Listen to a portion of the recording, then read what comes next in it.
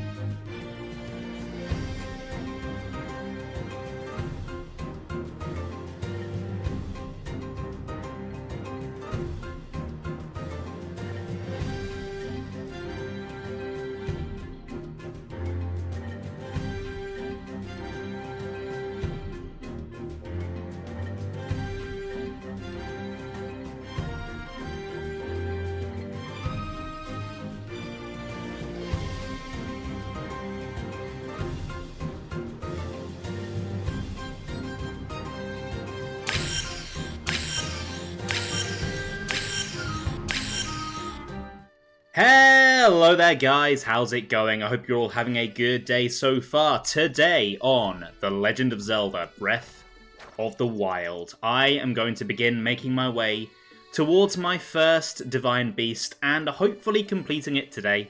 I think if I really lock in and focus, especially since it's a 4-hour stream today, I can definitely get it done. The Divine Beast in question was on the screen very briefly a moment ago. It is, of course, Vah Rudania, the Fire Divine Beast on Death Mountain. As for why I've chosen to do this one first, it's one of the trickier ones to get to, so I thought it would be quite interesting to do it in the early game. That is pretty much the extent of it. Hey Ben, hey Sam, how are you both doing today? Hope you're doing well. Right, let's get moving. Now, I do have the resources to start cooking some elixirs, but I know that I get some free ones at the stable near Death Mountain. So I'm going to get those ones first before I make any of my own.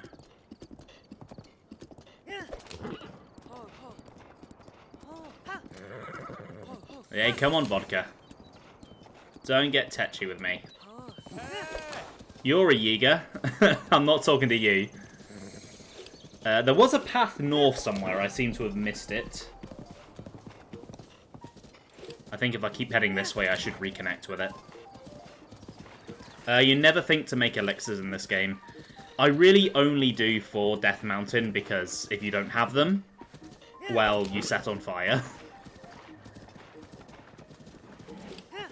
And it's not like you can get the armor beforehand.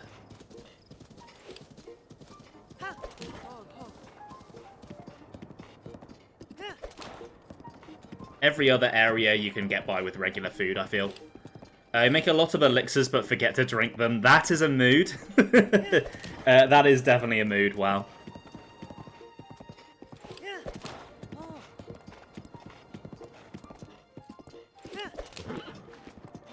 I'm just keeping an eye out for any shrines or Koroks as I make my way towards Death Mountain. I don't want to get distracted too much, but I also don't want to, you know, just ignore stuff. There is a shrine there. That is the one by the stable, isn't it? I'll be heading there at a later time, so I don't really feel the need to mark that one down.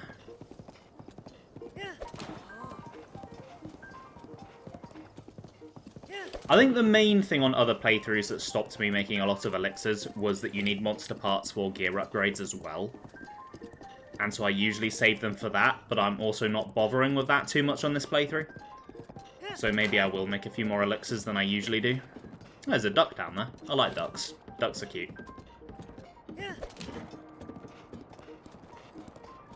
Ooh, is this the shield surfing hill? Hold on. This is totally important stuff that I need to check out. Hey man, what's that? You dying for some shield surfing action? That's it? Yeah, let's do it. Chill out, my man. You don't need to worry about the details. My best bud is standing over there beneath that tree. He can show you the ropes. So you gonna go up there or not, my man? Oh yeah, totally. Epic. That's the spirit. After all, shields were made to be surfed on. I'm not sure that's why they were made, but they definitely fit that purpose very well. Hey man, nice of you to stop by. Sorry about Finn strong-arming you into coming up here, huh? It's because we're members of the shield surfing gang, the Shield Breakers. Finn and me are the only two members, though. You just gotta live the experience, the lifestyle, if you will. Yeah, shields were made to be surfed on. Oh, and if you don't have your own shield, we've got some lying around here you can buy if you wanna. If people don't start buying them soon, this gang will go out of business. I have plenty of my own, thank you. Which way am I going? I guess this way?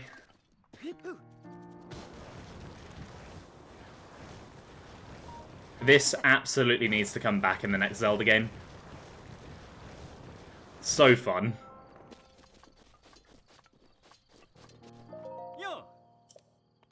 Hey, Car Keys, welcome to the stream. How you doing today? That's definitely why they were made. Ben just says, tend to make food with the effects you want so you get healing at the same time. Yeah, I usually do. I just think for the fireproof ones for Death Mountain, I don't think there is any food that can give you that effect. I think that does have to be an elixir. Are these two the ones that are in the snowy area in Tears? It could be these two, actually, yeah. I guess I will find out when I get to Tears of the Kingdom. I don't fully remember every single NPC and what they were doing.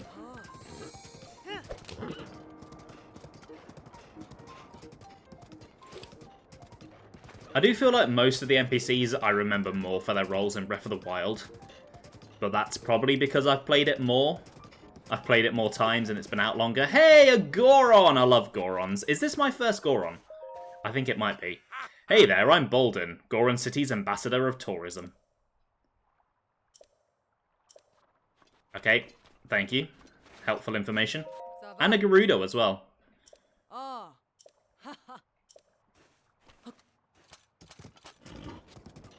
You just did that side quest the other day and you think you recognise the names. It very well could be them, yeah.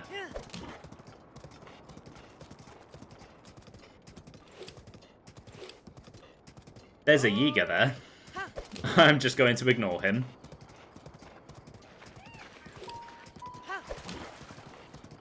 I'm coming very close to Sidon here.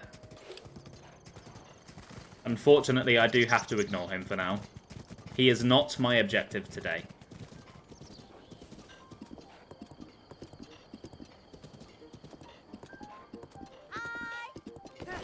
Okay, I'm 90% sure you are a Yiga Clan member, but I'm going to talk to you anyway.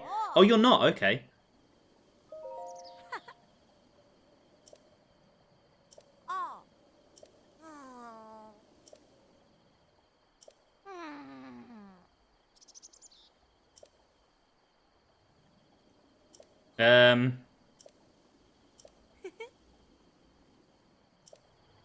Do not speak about my side in that way.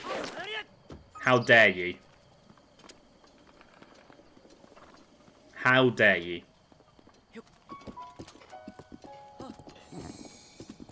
Calling him a freak. What is that about?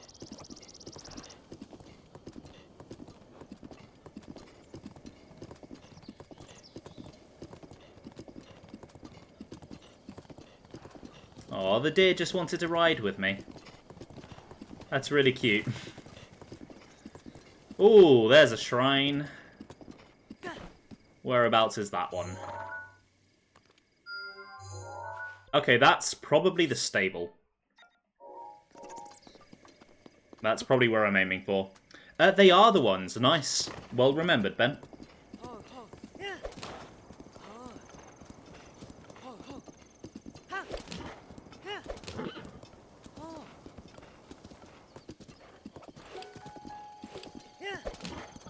Oh god damn, there's a Wizrobe. You know what? I'm just going to leave him to it. I really can't be bothered to fight him today. I hate Wizrobes.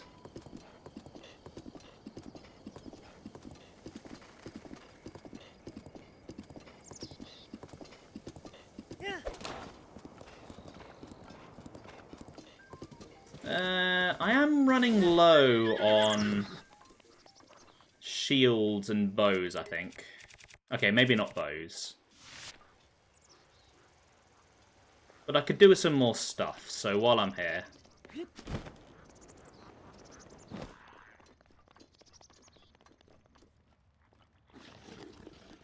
Ooh, no, no, no, no, no.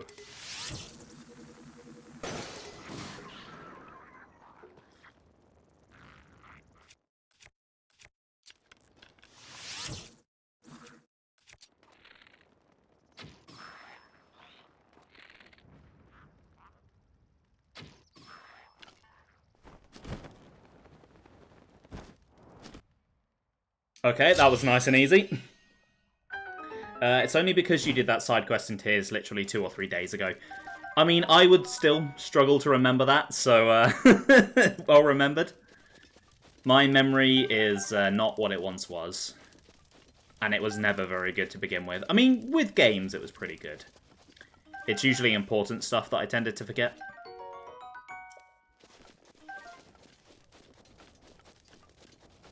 Did these guys actually have any weapons, or did I just, like, blow them off the cliff? I think I may have blown them off the cliff.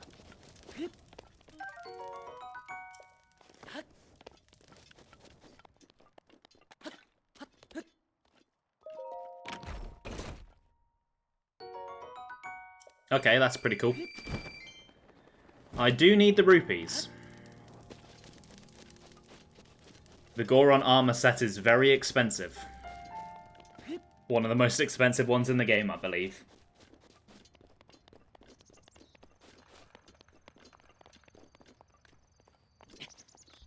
The massive explosion might have destroyed them. That is also true, yeah.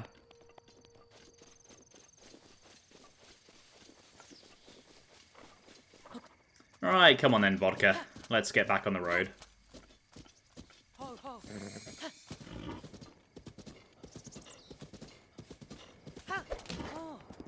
I do love how Death Mountain looks. I bet the lava would look really nice on a HDR screen, glowing like that.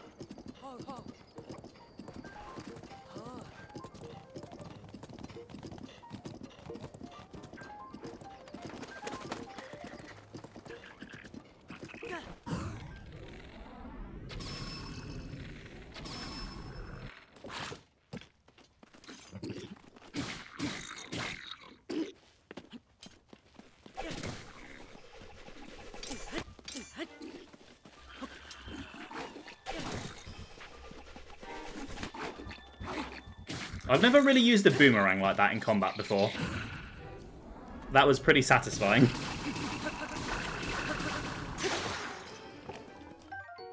Don't mind if I take this off you. Thank you. I'll take that as well. Hey, don't worry guys, you're safe now. Oh, it's these two! It's the Mushroom Girls. I believe they also have a side quest in Tears of the Kingdom. Quite a few random NPCs like this did get side quests in Tears of the Kingdom. They got upgraded from being like random travelers to important NPCs. Do they really not give me anything for saving them? Usually they do.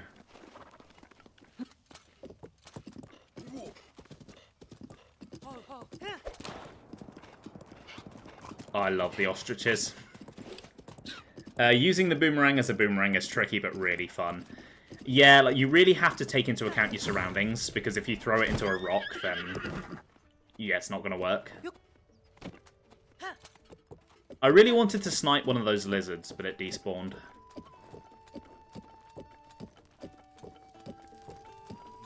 Beetle might have some, though. Hey, Beetle.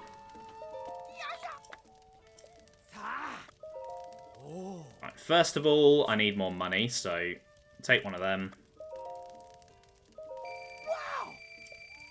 And then take a couple of these.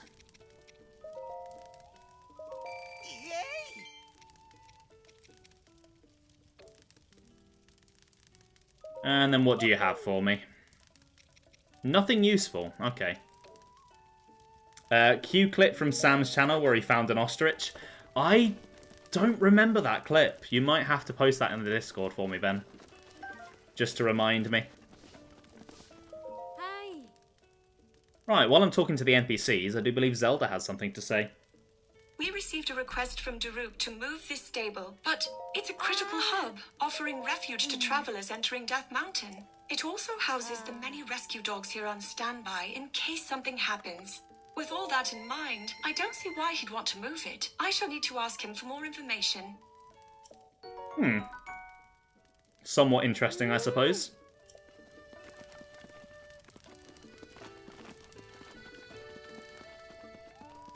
This stable in Tears of the Kingdom is one of my favourites, but I don't recall it having too much interesting here in Breath of the Wild.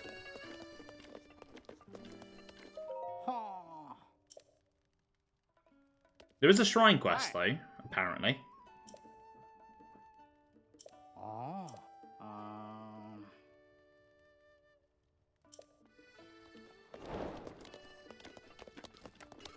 So, if I look at this picture, and then head south, I should be able to spot the shrine.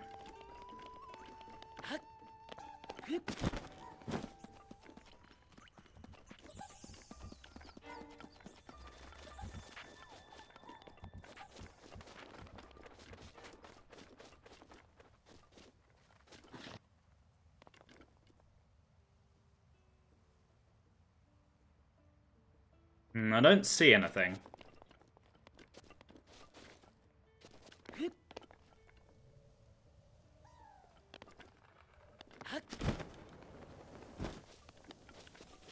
I don't really remember this one, if I'm being completely honest. That's the main shrine for the stable.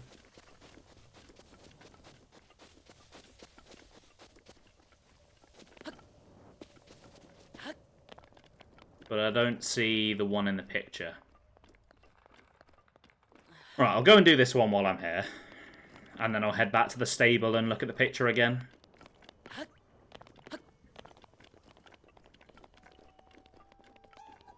I do enjoy how often this sort of thing comes up in Breath of the Wild, though. Where they just give you a picture of the scenery and ask you to try and work it out. Obviously the memories do that. There's this shrine quest.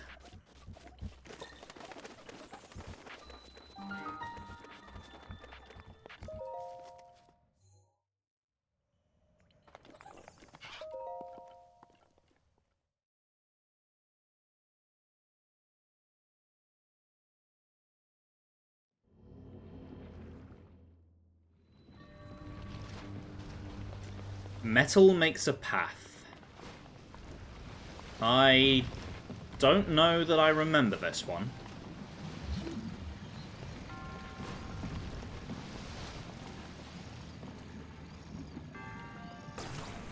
I'm going to guess that I need this big metal ball.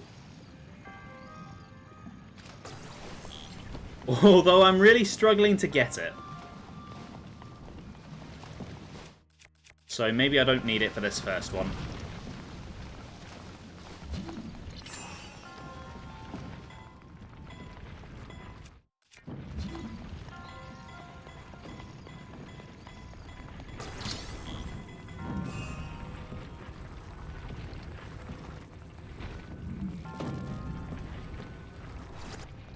No, no, no, no, no, don't roll, don't... Okay, just about managed to catch it. Right, you stay there. You remember this one. Okay.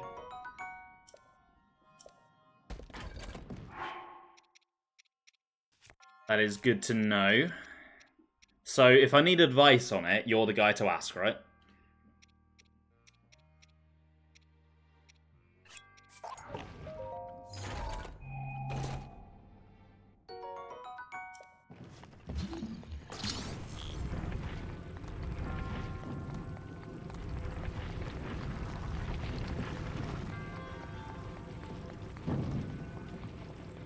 You remember it on a conceptual level, not as an... Ah!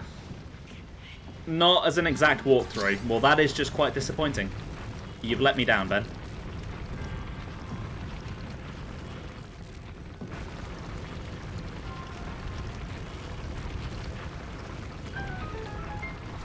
Okay, that really hurt.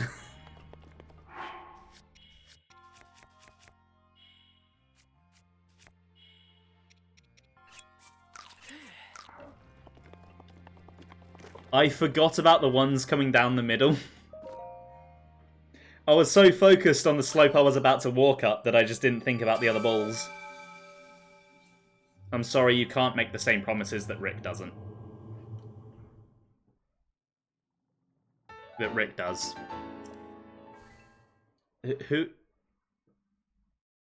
Who's Rick?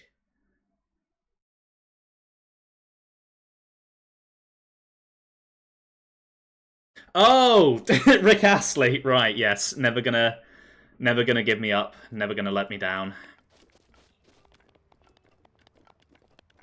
I getcha.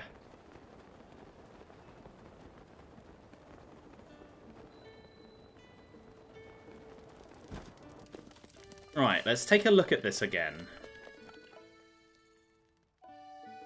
So if I...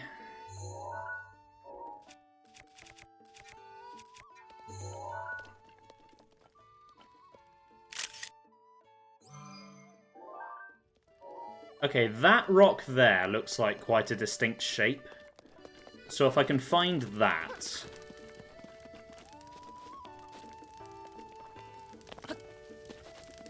And I feel like I did see a rock that kind of looked like that. Hold on.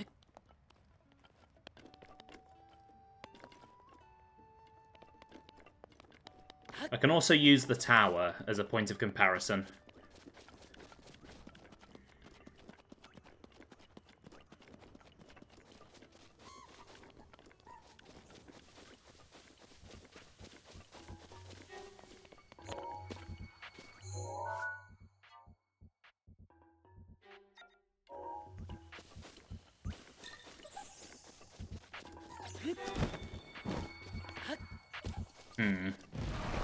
Oh, fucking hell, hello. Okay, in the picture, the tower is barely sticking out. I'm not sure where I'd even get that angle from.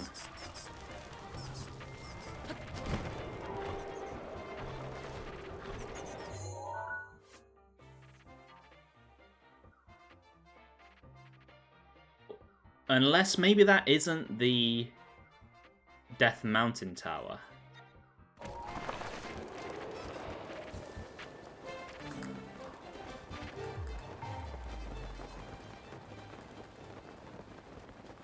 Okay, I'm going to kind of brute force it. It must be over this way somewhere.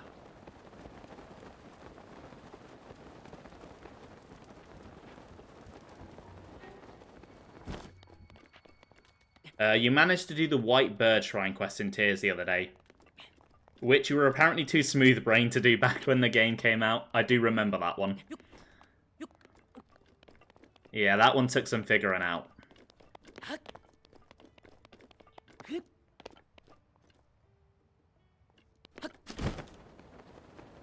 Hold on. I have a hunch. I remember watching a video that said something interesting about birds in Breath of the Wild.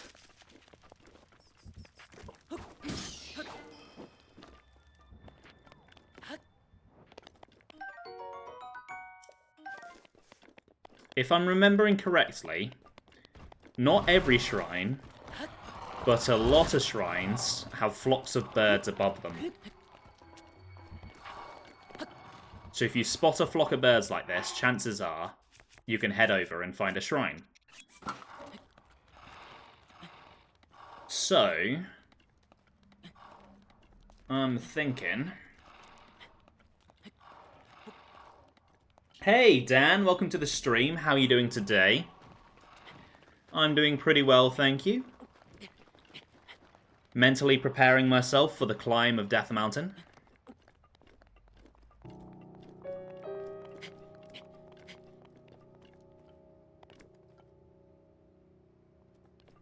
Okay, well, the birds have dissipated, and I do not see... Aha! There we go!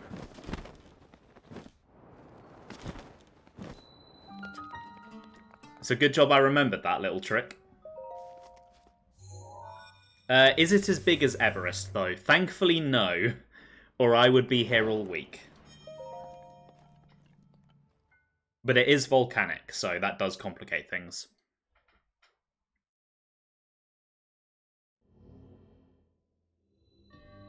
Ooh, it's this one! I remember this one. I get to burn some stuff.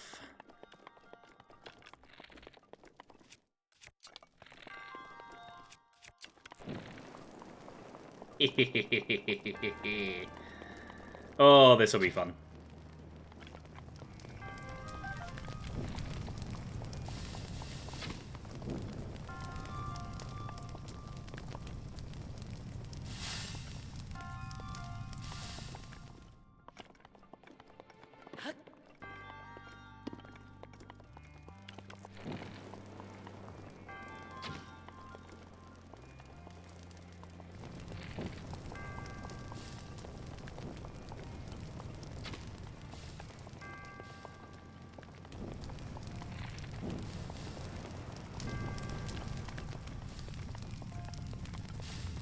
Oh, I burnt the chest itself. Oops. I didn't even realise that was a wooden one.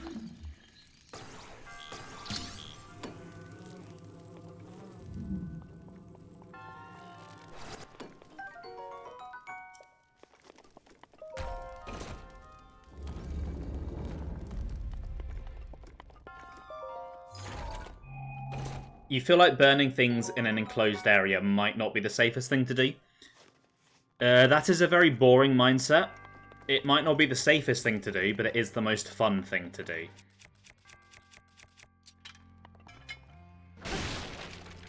Can I just not burn it? Yeah. I could just walk through it. Okay. Ooh, I would like a Goron weapon, yes. Let's get rid of that. Or I can pick it back up. That's fine too. Oh my god.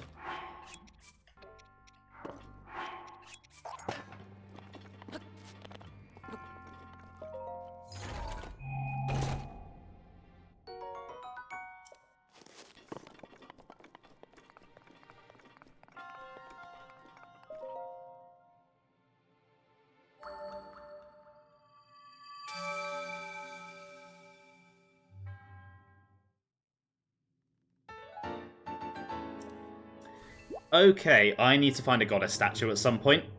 I have 8 spirit orbs to trade. As long as you have the heart to do it, or hearts in Link's case. Exactly. Link will be fine. He can burn a little bit before he dies.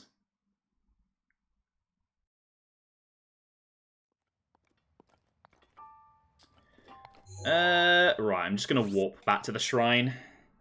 And then I think I'm going to leave Vodka Horse at the shrine, because climbing a volcano with a horse is probably not the best idea. Something tells me it probably would not end very well. Just a hunch.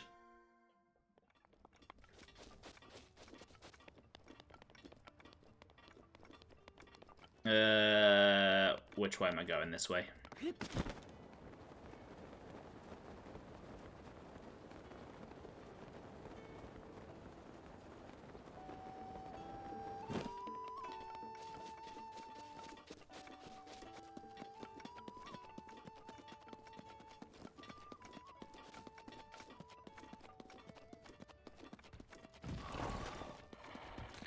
I feel like this is not the way. This is taking me down to the lake, isn't it? Oh, ow. Bloody hell. That did a lot of damage. Also, I think I probably need to make more elixirs before I start this climb.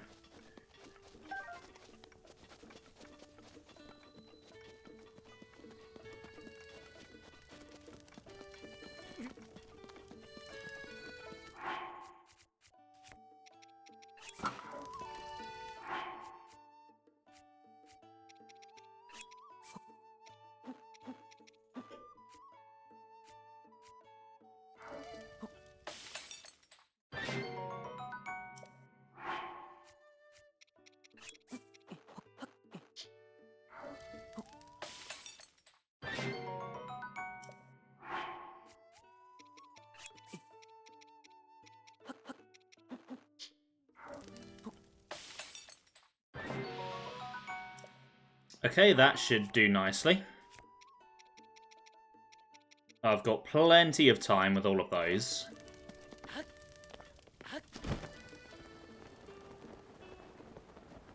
Then there's a side quest to get the helmet, which is fairly easy to do. And then I only need to buy one of the other bits of armor, and I should be good.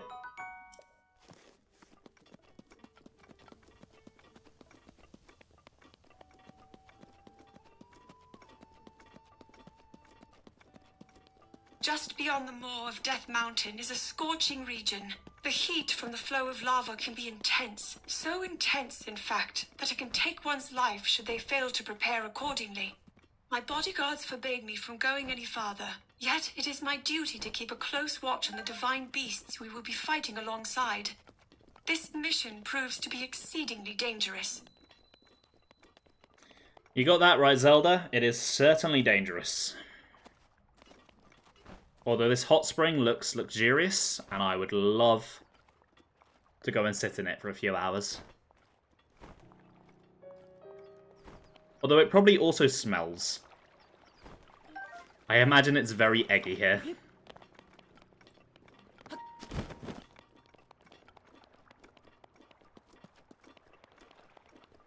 I've been to a real-life volcanic hot spring, and it was amazing, but the smell did certainly take some getting used to.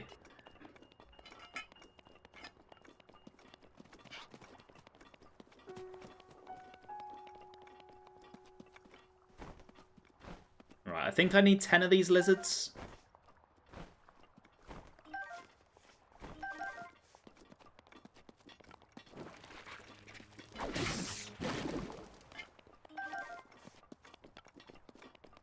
I really hate that those guys explode. That is actually quite annoying. Right, I need a one-hander then if I'm going to deal with them.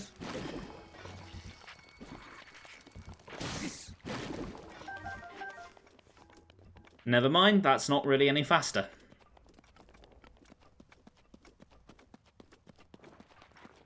A lot of dead guardians around here.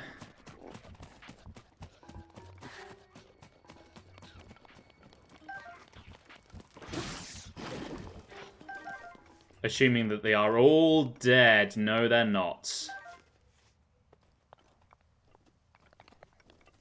I did not think there was one of these until further up the mountain.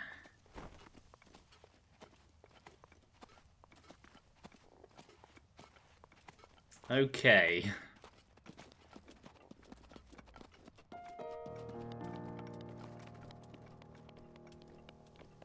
Right.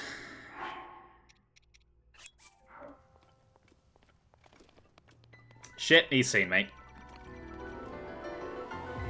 Okay, come on, a little bit closer. Thank you, Sam. I am definitely going to need it.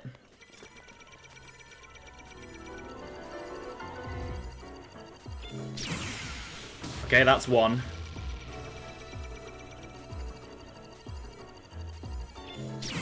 That's two.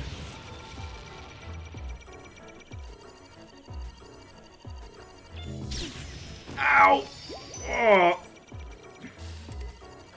Friend not clever touching button.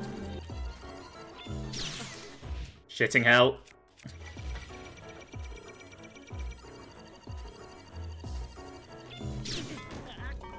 Okay. I realise I don't think I've actually let you guys listen to the Guardian music yet. I know most of you have. I know most of you have heard it already. Everyone's played this game. Everyone's heard it. But I do like showing music off. Victory! So, on attempt number 2, we shall listen to it.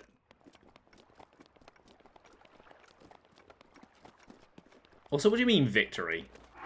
Whose side are you on, Ben?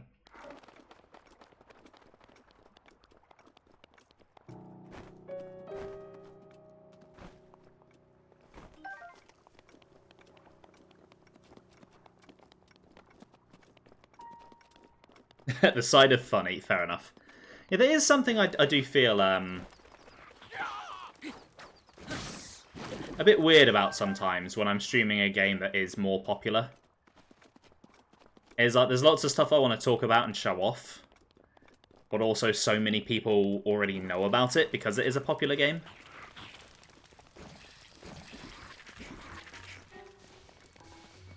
It's like, at what point does it become just like stating the obvious?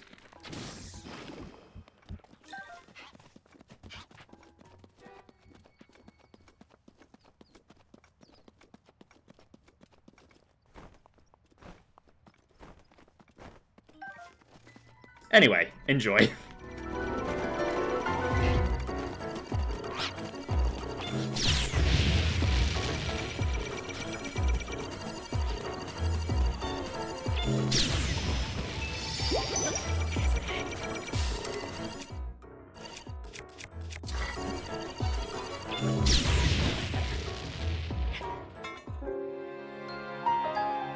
Little known fact about Super Mario Odyssey, Mario can jump.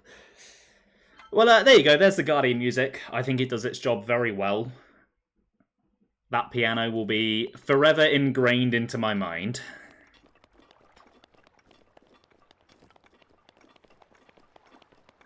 As a sound that makes me feel pure terror. Now, I was going to go on a little bit of a tangent about how Guardians just aren't as threatening when you know that you can parry their laser.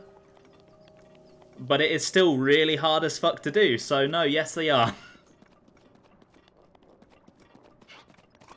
Right, I'm going to try a different path, I think. It's a very effective jump scare on a first playthrough, yes it is.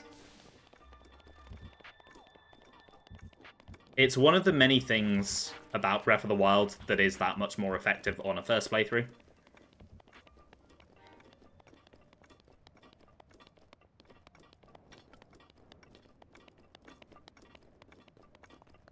They're definitely not as intimidating on repeat playthroughs, even if they are still tricky to deal with.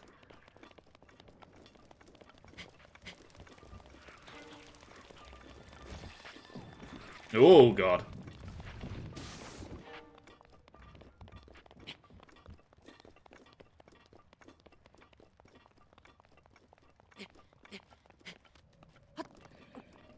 That is a lot of fire choo-choos.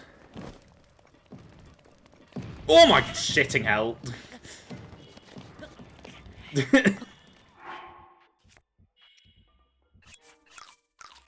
Oh, I do love the ragdolling. Right, you guys can leave me alone, please. I'm not in the mood for jelly.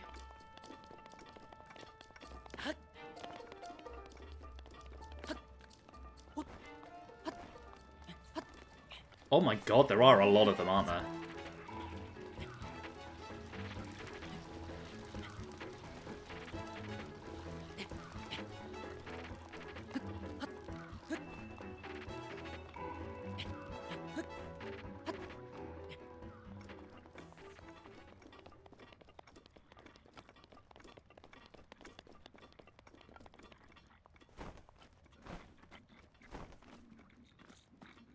Don't mind me just stealing your stuff. I was never here. Bye-bye.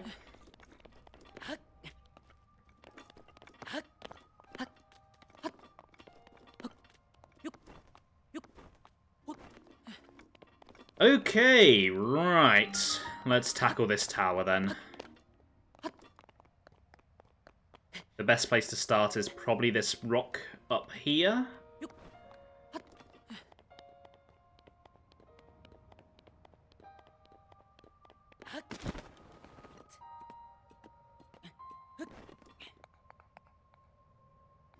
Yeah, and then from here it's a fairly standard tower.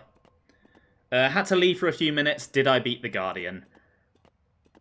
No one tell him that I totally got my ass kicked. Let him think that I beat it and then I'm really good at this game. Oh, we all agreed on that plan. Yeah, Sam, I totally destroyed it. It was a really easy fight. Yeah, no problem at all. Totally didn't give up and decide to go a different way.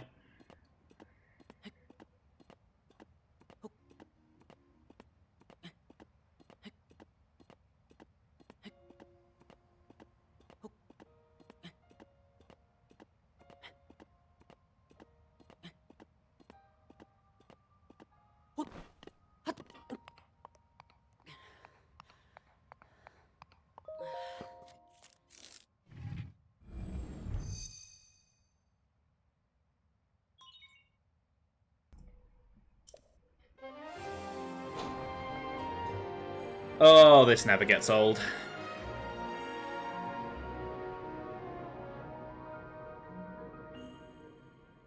I do love the visual effect they've got for the heat in the air here, where it gets all wavy. Because obviously that is a real-life thing. That happens in real life. But not many games bother to do that. But it's just that little extra detail that really sells you on how hot this place is. I don't actually know why that happens IRL. I don't know the science behind it. It seems like an Assassin's Creed moment. It's a very similar concept, yeah. Climb the tower, get the map. Alright, while I'm up here, there is a Korok down there.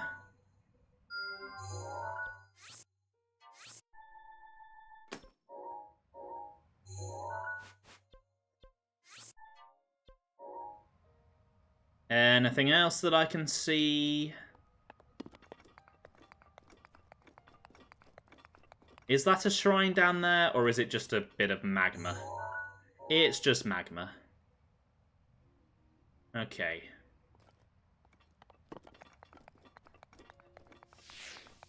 Right, I don't really see anything too useful from up here, then.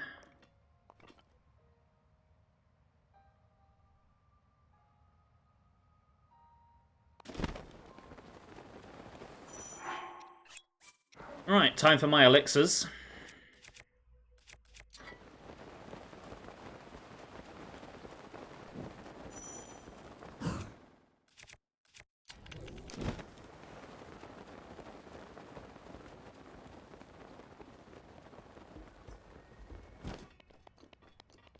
And one thing I do really like about this game is how the weapons tie into the chemistry system.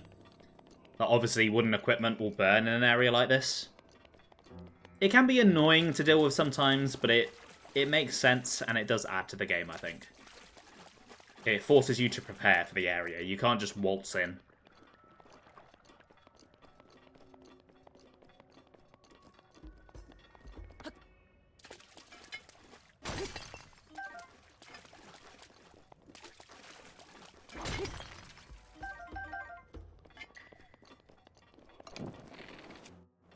Plus, like, regular arrows, they'll catch fire. Don't pull out a bomb arrow here, because it will explode. Oh. Damn, I wanted that lizard.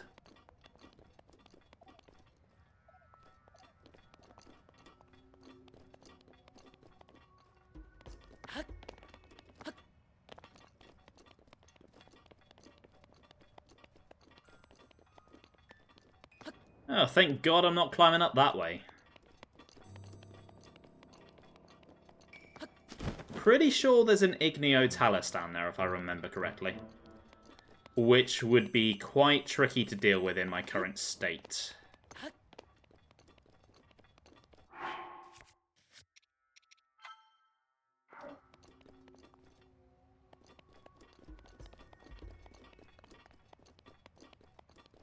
I also think that one of the memories is not too far from here. Yeah, I think it's like... I think it's over here. You know what, while I'm here, let's try and get it.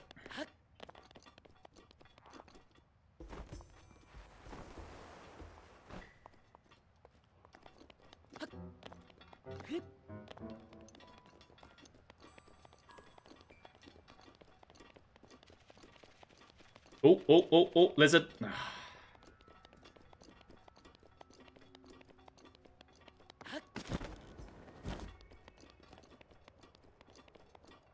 Okay, this is going to be a very tricky climb.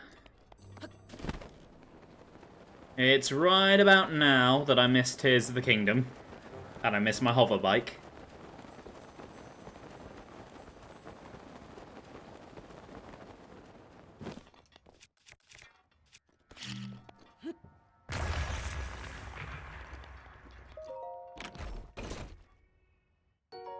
I also miss Ascend.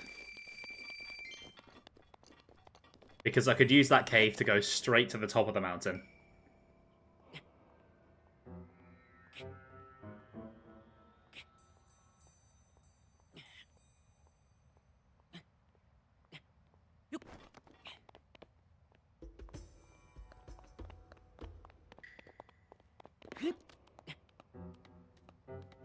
While I'm climbing, let's appreciate this music.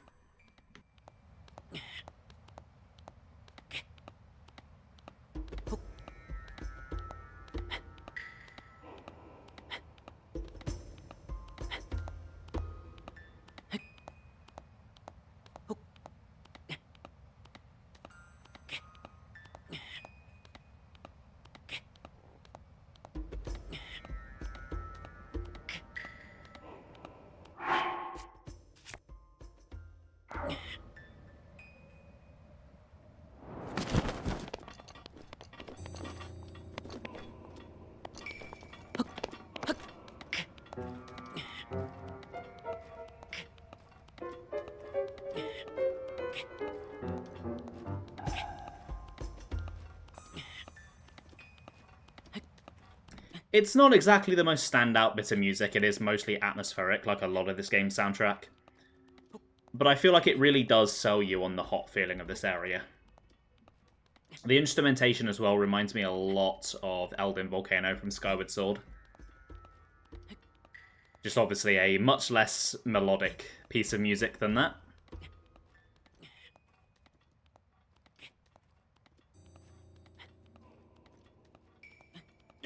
Come on. Oh, I love this exploit.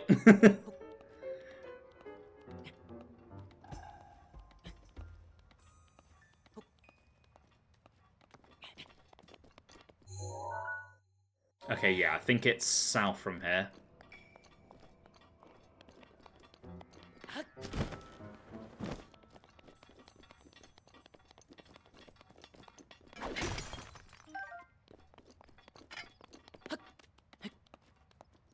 You know what? I am not going to try and climb that.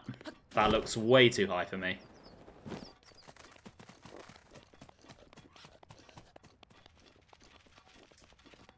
I keep spooking those damn lizards. Yeah, I'm sure it's round here somewhere.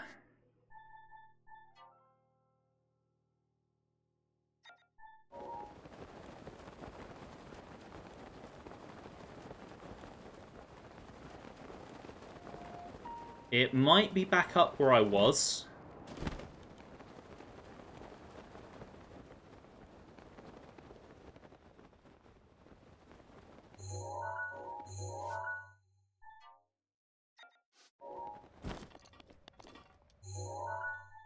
Yeah, I think that rock on the left there might be that there. Just from higher up.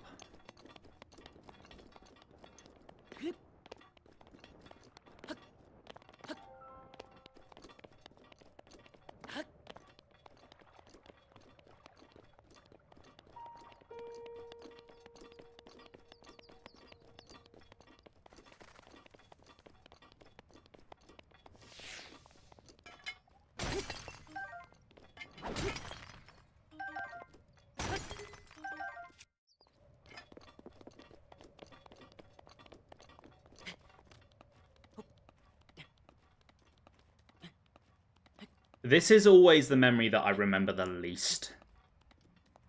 Just because the terrain up here isn't exactly memorable or distinct. It's just a bunch of rocks. There's no islands or rivers or buildings that I can use to orient myself.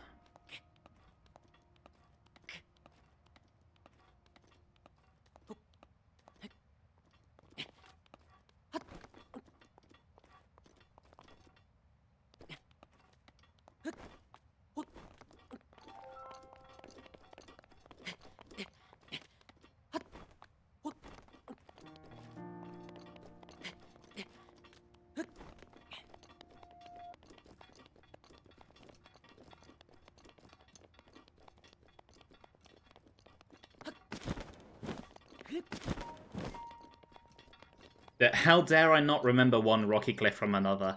I know, right? I'm a fake fan. How could I call myself a fan of this game?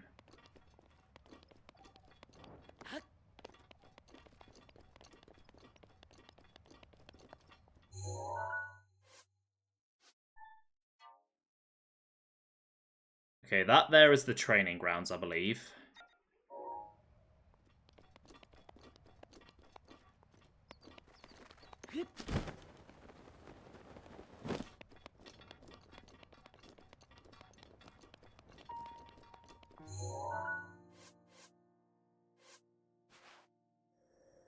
It might be further this way.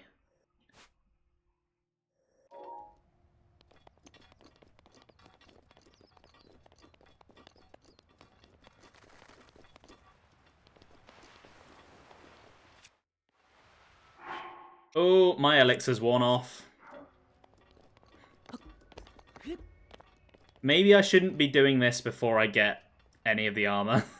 Actually, you know what? That is a good shout.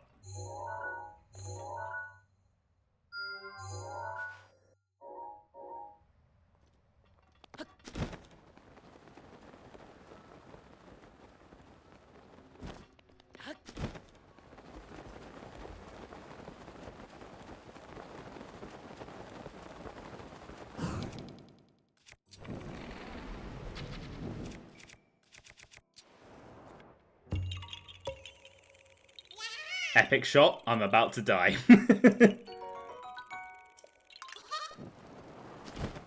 Oh! That was cutting it very close.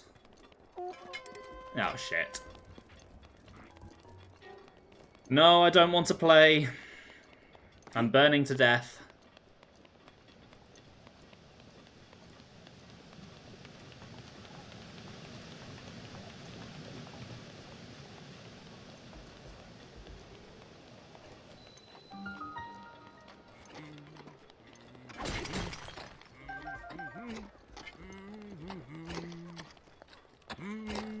Right, it's one of you guys that has a quest for me.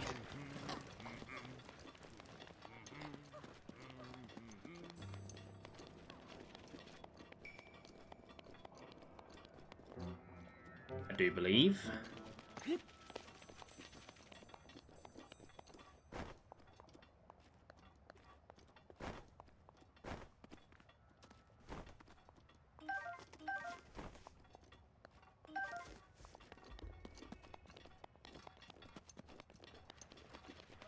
I love baby Gorons, they're so cute. Look at the little guy. Not him. Ah, it's you. Oh, hey, perfect. You showed up at just the right time. I'm on my way back from Goron City, but forgot to buy souvenirs. I wanted to capture some of those fireproof lizards that live here on Death Mountain, but those suckers are quick. Say, you look pretty speedy. I bet you could catch a ton. If you bring me 10, I'll even give you some heat-resistant armor. So what do you say, buddy? Help a pal out of a jam by capturing me some fireproof lizards. Great, thanks, buddy. Just 10 fireproof lizards should be enough. You can probably find some right around here. Right, how many do I have? 6. Okay, I'm not too far off.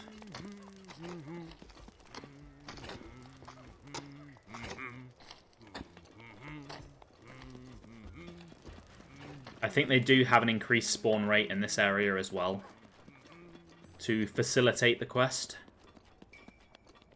Hence why I just found 3 sitting next to each other. Alright, there's one over there. There might be one under here. Yep. There's one over here.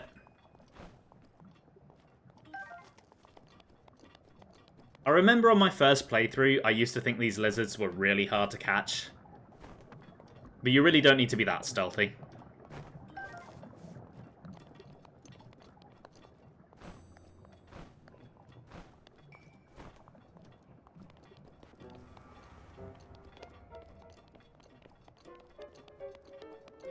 Are there any lizards over here?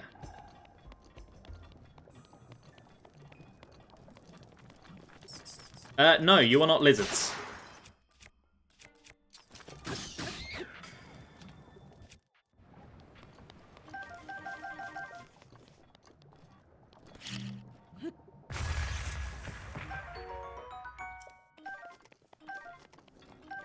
You think you just shot them. Yeah, I never thought to do that on my first playthrough. I assumed that it would just destroy them.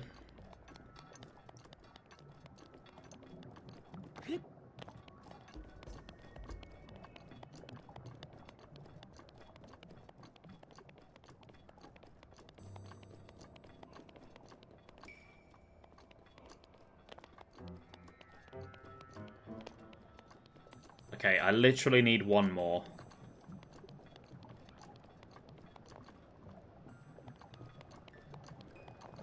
I don't really want to go in there, actually. That looks terrifying.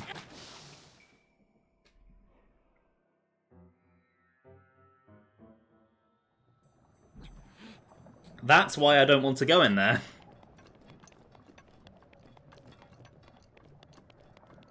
Now, what you guys don't know is that I totally did that intentionally to reload the area and get the lizards to respawn. That is exactly what you just saw happen.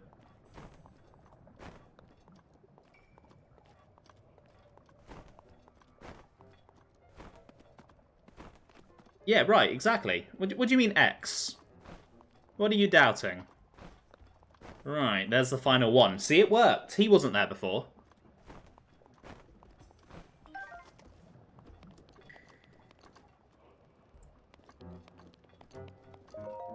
Wow, look at all them fireproof lizards. You actually managed to chase down 10 of those suckers? Well, a deal's a deal. Hand them over and I'll give you this heat-resistant armor. Here you go. Thanks, buddy. Here, take this.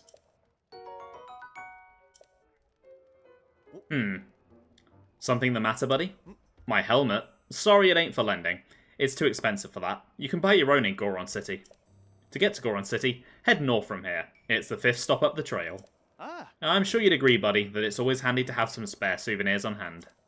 So if you come across any more fireproof lizards, I'll buy them off you at 20 rupees for 3. And if I get my hands on some fireproof lizards and some monster parts, I can make some fireproof elixirs to boot. Well, I do not need your help with that. Right, let's get this equipped.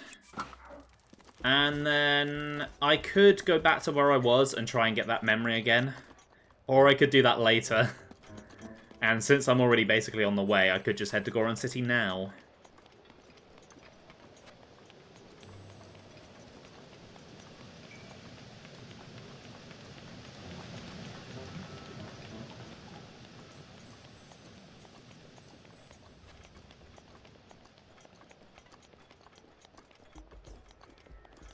Yeah, this must look really nice on a HDR screen.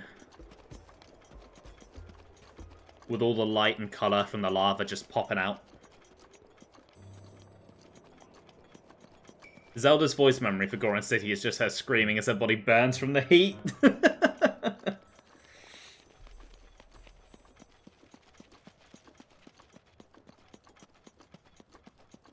It very well could be.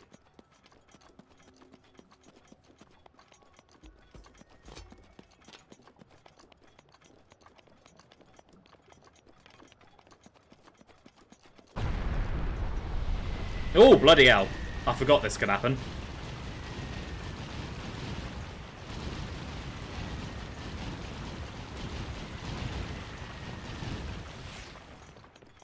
Definitely reminds me of Ocarina of Time.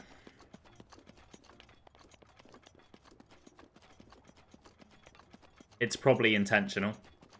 It's probably meant to evoke that.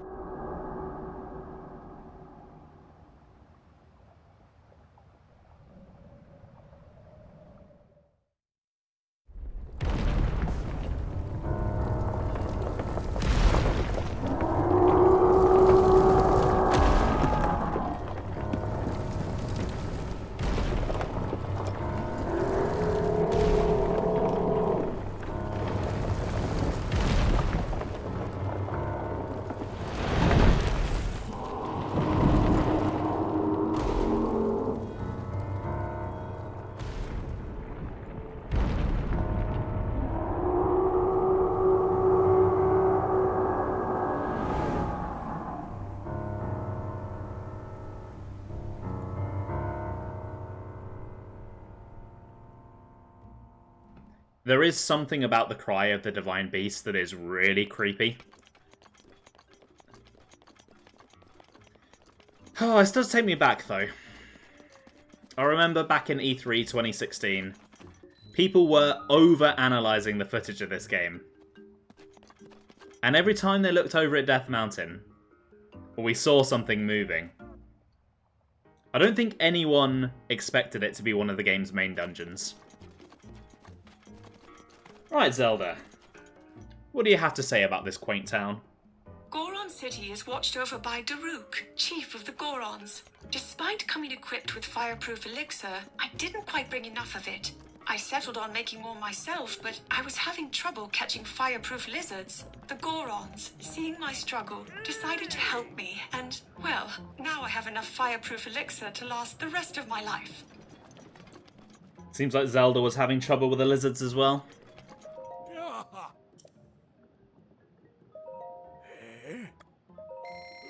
Right, let's sleep until the day.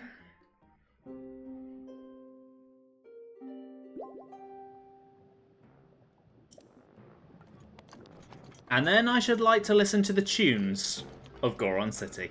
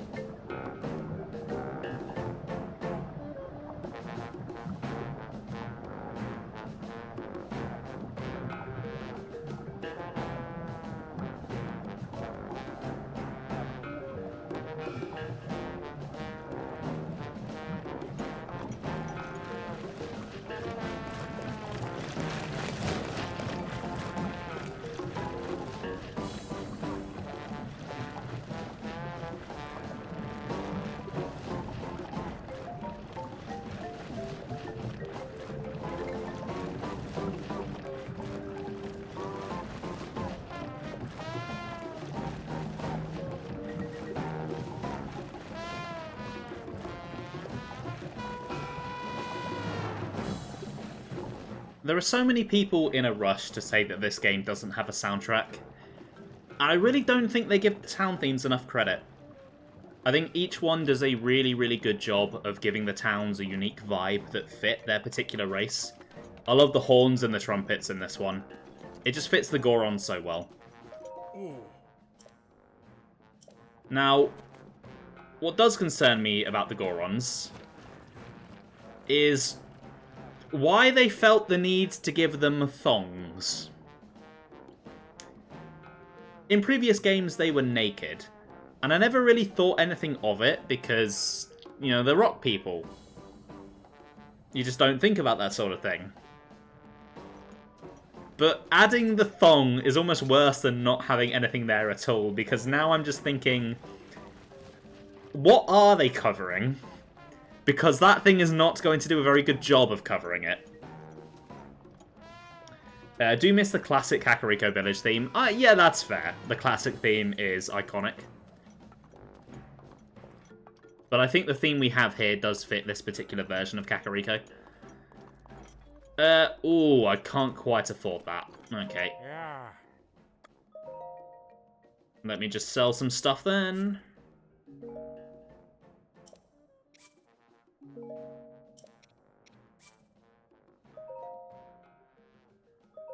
Ah.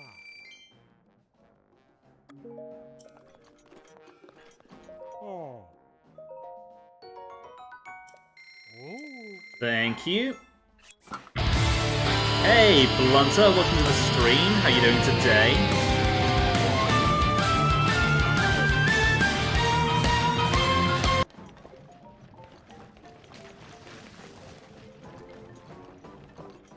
Ooh, anything interesting in here? Rock salt? Not really. I might buy some ice arrows. And I kind of want some Goron spice as well.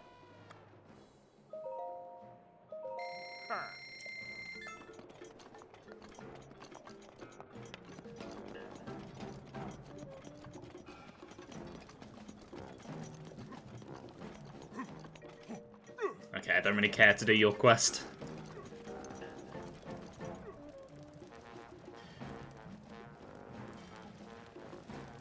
When I dropped an apple here, it wasn't long before it became a baked apple. After that, I tried my hand at grilling some meat and fish in the same way. I found it rather convenient, without need of a pot or a fire. Although one Goron watched me curiously, I imagine it must have been an unusual sight for him. After all, they primarily feast upon rocks. Well, it seems this guy has capitalized on Zelda's discovery. Set up his own business.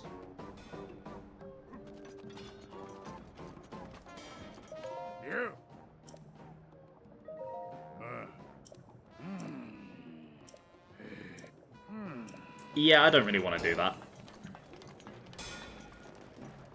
Yeah, that is one thing I will say about this game, is that the majority of the side quests are super underwhelming. I think that's definitely an area where Tears of the Kingdom really improved.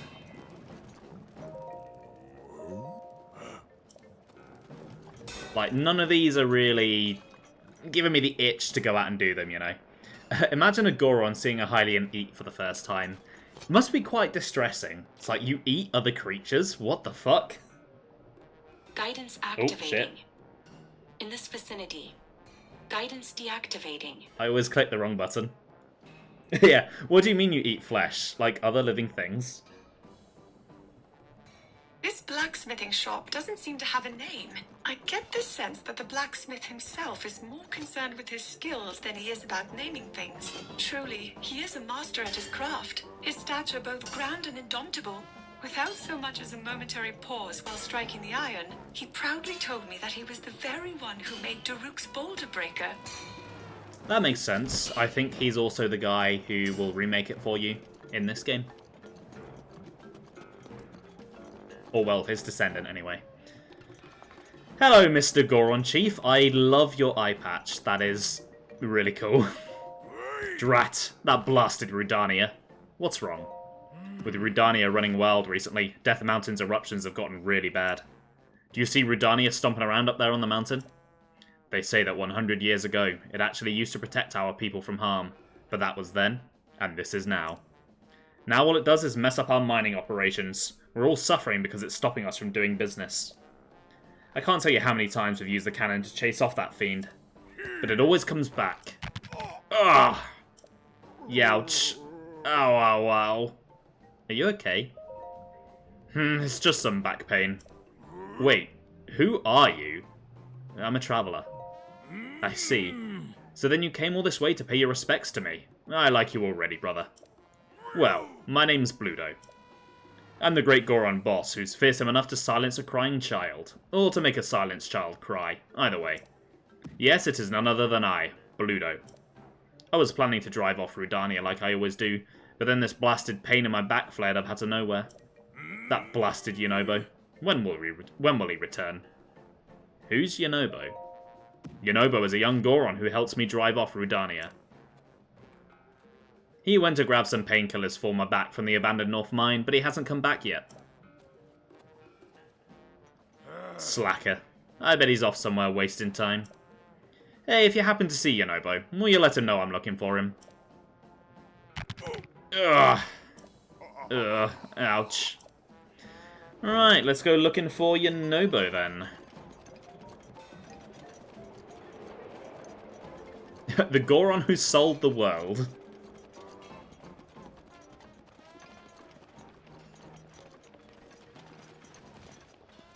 Well, before I go and find Yunobo, how about I do a shrine instead?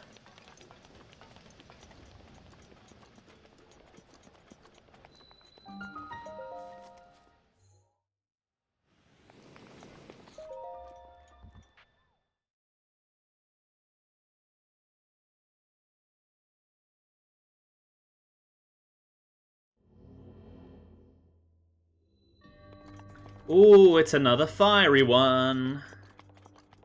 It makes sense, I am in the fiery area.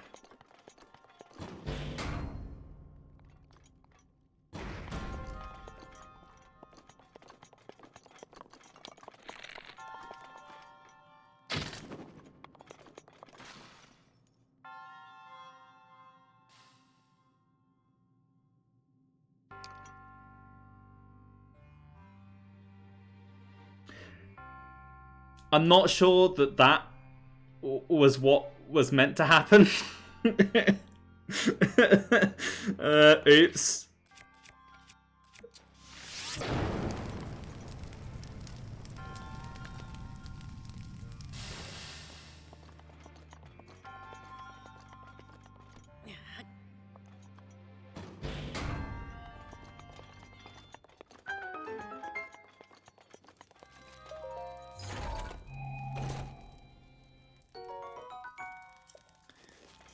Okay, nice. Another Goron weapon.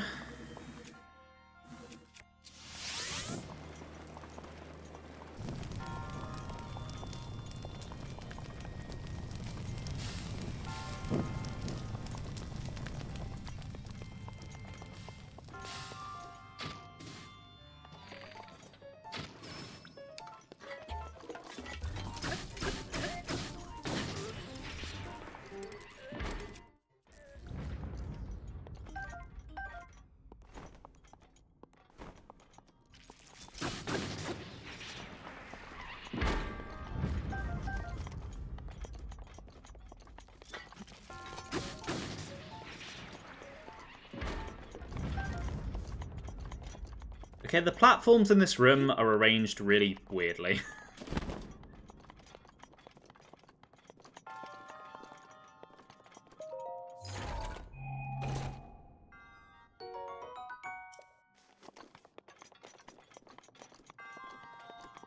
I do want this Guardian weapon. What can I get rid of? Probably the weaker of the two Goron ones.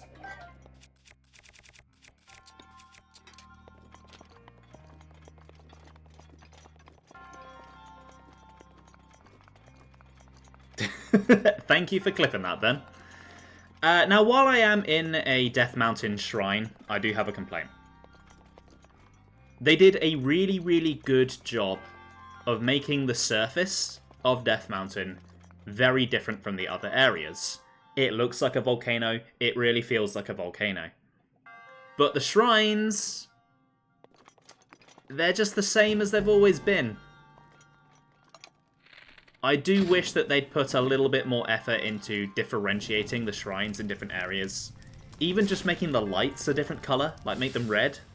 I think that would have done so much for making them a little bit more memorable.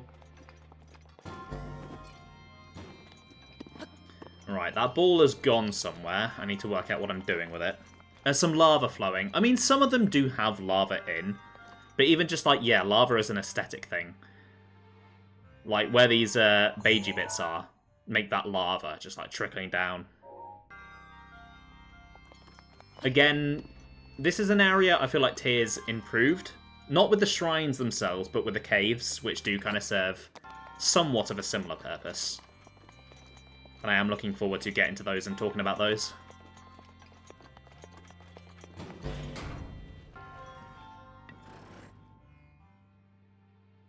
Yeah, some waterfalls in the Zora area. That'd be really nice. Just anything to make them a little bit more diverse.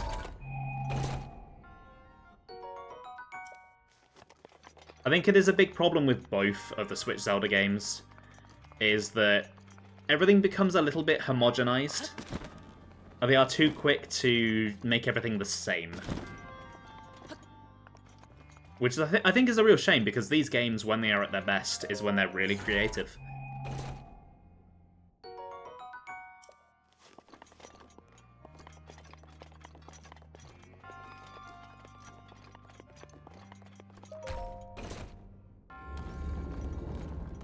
Okay, there is still more to this shrine. This is a pretty big one.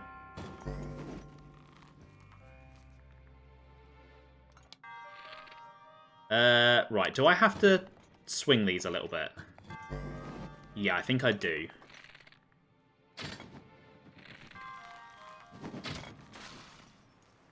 There we go.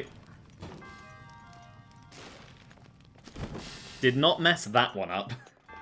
Have them themed after the different sage elements. Fire, water, maybe shadow. That'd work really well, actually. Yeah, that'd be a great idea.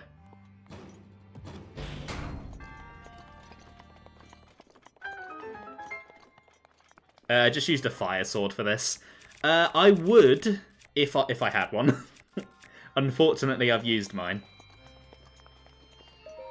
But I do like that the game lets you do that. That is one of the really great things about this game. There are a lot of complaints with how this game handles its puzzles, and a lot of people do complain about the fact that you can beat the puzzles in many ways. And while I do have a lot of issues with the dungeons in general, that is not one of the complaints I share. I actually really appreciate how liberating this game can be with how you approach its puzzles. And I think it can be really satisfying and make you feel really clever when you pull off something unique, or you use an item in a way that the game maybe wasn't expecting. I think you somehow always have one here. There might be one on the way up that I've missed. That could potentially be it.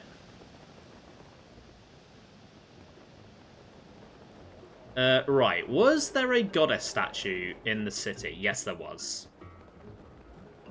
Another thing I like about this version of Goron City is I like that it's open air. Every other Goron City in this series is inside. It just makes a bit of a change. Gives it its own unique identity. I'm going to take 2 heart containers. I feel like I'm running low on hearts more than I'm running low on stamina.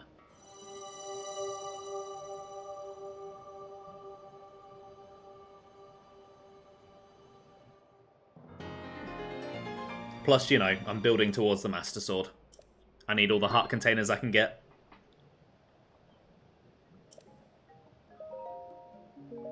I do plan on doing some shrines between streams. Because there's a few that I've identified that I can go and do.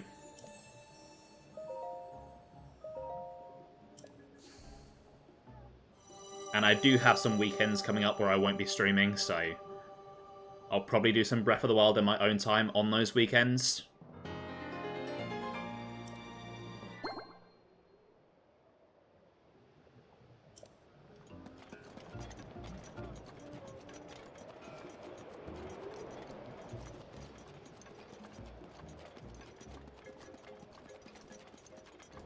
You have a really cool helmet. He seems very concerned to see me.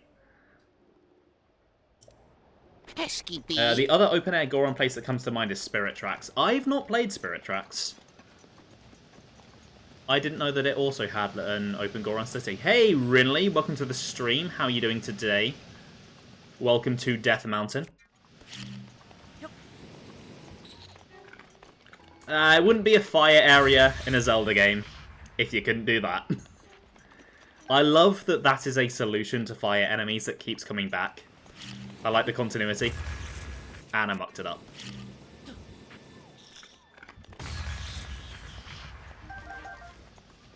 Had quite a busy day today. Nice. I hope it was good busy and not bad busy.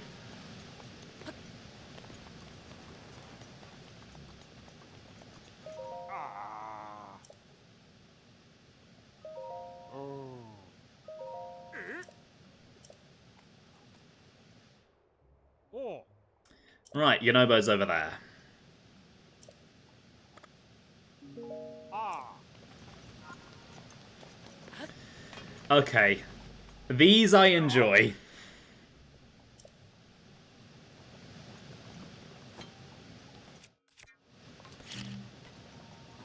I love an explosion. If I can use it correctly. And these are a really fun way to utilize them. Hey! Congrats on the stream streak, Rinley. That's really appreciated. I know it's not always easy for you to make all of my streams, so I do appreciate that. That apparently completely missed. That is too far. Let's aim at this guy instead.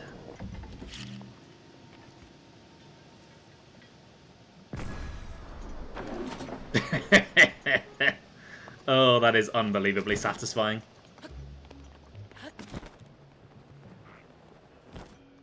Yeah, well, I'm glad that you do, and I'm glad that you're here. It's nice to see you. Depending on how long you can stick around, you might get to see one of the Divine Beasts today.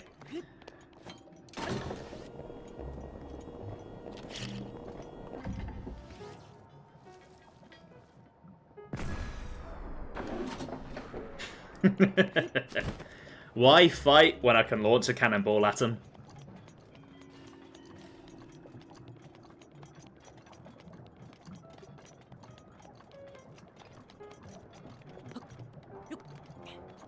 As long as it doesn't appear whilst your laundry finishes. Well, I can't make any promises. Depends how long your laundry has left.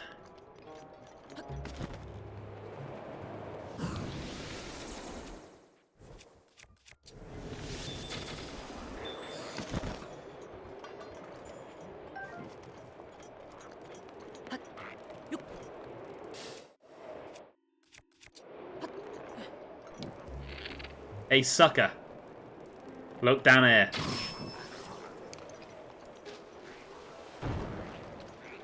You've put it on at around 6 and it's still going. Jesus. Do you have my old washing machine? Because that thing used to take so fucking long to do anything. My current one gets it done in about an hour. If that. It's an old one, to be honest. You hate it. Yeah, old washing machines are not fun to deal with.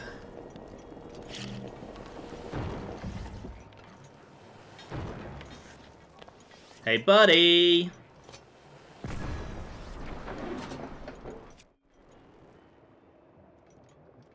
You wish you brought Dee's machine. The benefit of hindsight. Yeah, my old washing machine used to take like 3.5 hours, and it was really loud as well. It was awful.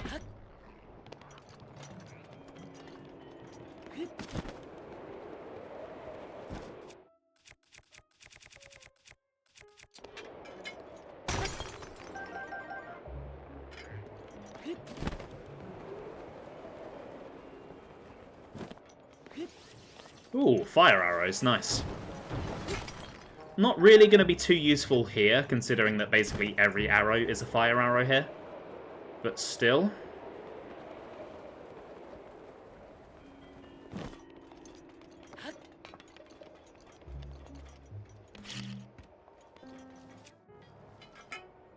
Yeah, they are very expensive.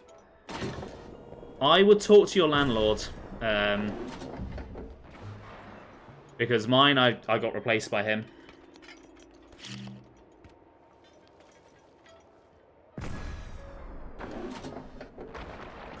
I think that might be the only instance where you can blow up one of those skulls. And it is really cool that they let you do that. Hey, Sap, welcome to the stream. How are you doing today? Doing this one first. Interesting. Yeah, I thought it would be a bit of a challenge to do this one first. And I thought that would be interesting content. They're difficult to get a hold of. They live in Jamaica. Oh. That's unusual.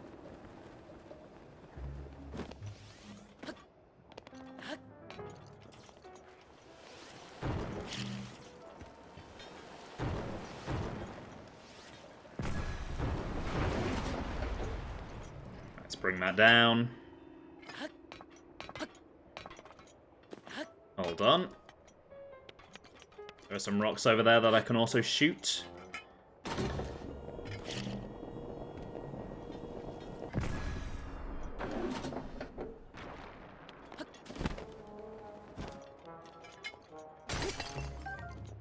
You wish they let you blow up more stuff this way? Me too. It'd be fun.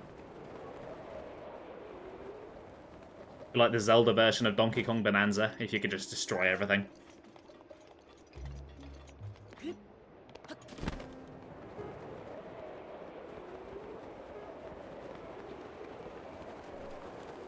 Oh, there's a treasure chest over there.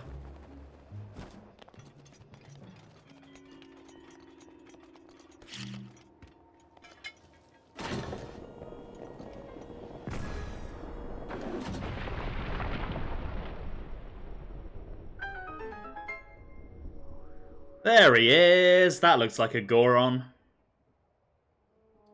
Should probably go and check on him, make sure he's okay, but I kind of want to get the treasure chest more.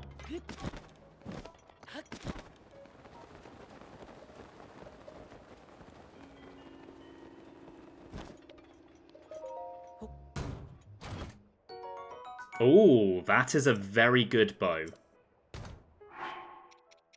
Let's get rid of that one. That one is very shit.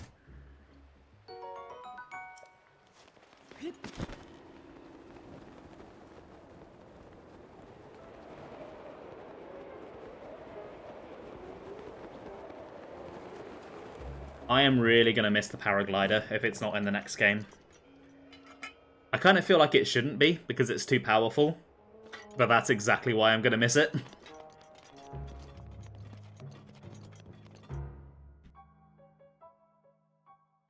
Oh man, oh man, oh man. What am I gonna do?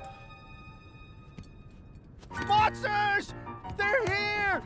They found me! Help! Huh?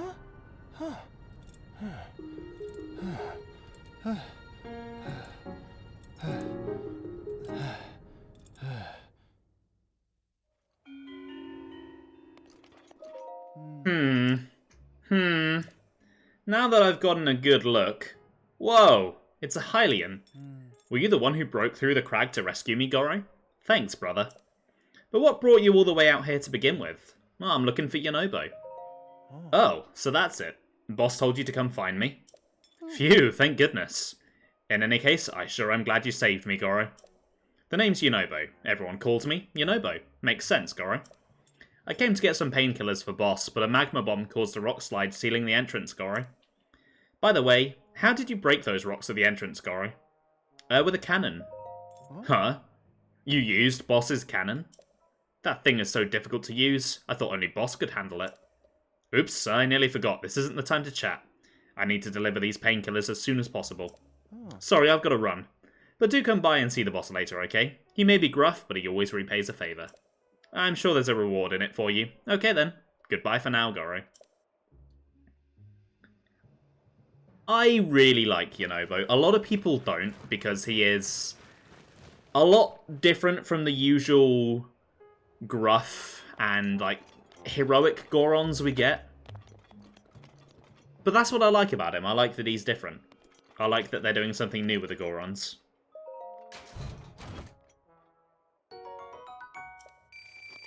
And it's something they've been continuing to do. I don't want to spoil anything too much, but I really like the Goron in Echoes of Wisdom as well. He's quite different from Yunobo, but he's also quite an interesting character. You know what, I'm just going to warp back, save myself some time.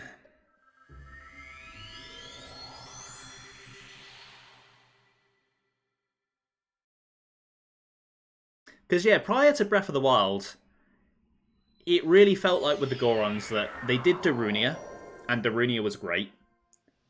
He was gruff and intimidating, but he had that goofy side with Saria's song. And then it felt like every Goron after that was just trying to replicate the gruff side of him. And they never really hit that again. They never really got the full extent of what Darunia was again. So it is nice to see them change it up a bit.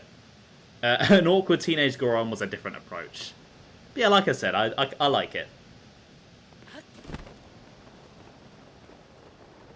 I don't hate it like some people do.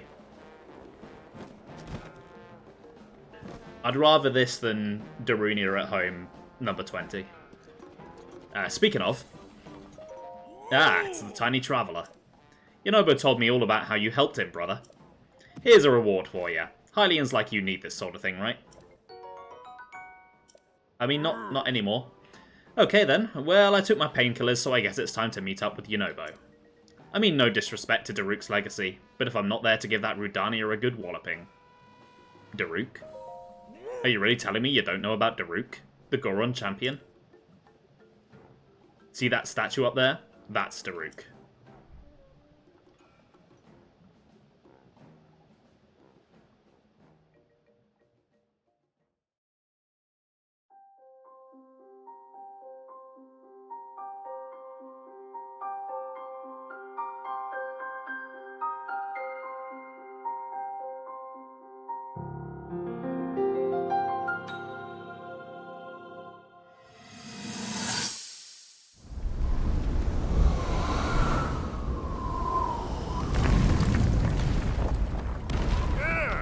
I think I'm finally getting the hang of controlling this Divine Beast. I tell you what, sure is a blast piloting a toy like this around. Let those other champions know. They better eat their gravel if they want to keep up with Daruk. Speaking of which, can you believe this view? Just look at all those delectable rocks sprinkled on those mountains. Mighty tasty. I may not know a whole lot about this Calamity Ganon thing, but mark my words, I'll protect this land of ours to the death. Right, little guy? Hey, by the way, congrats on becoming the princess's appointed knight. That's a really big deal, protecting the king's daughter. No pressure.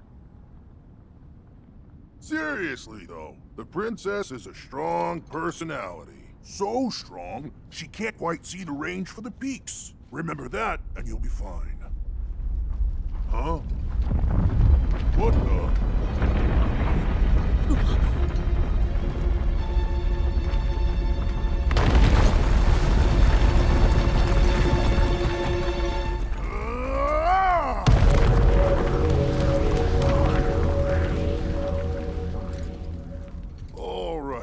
So what was I saying?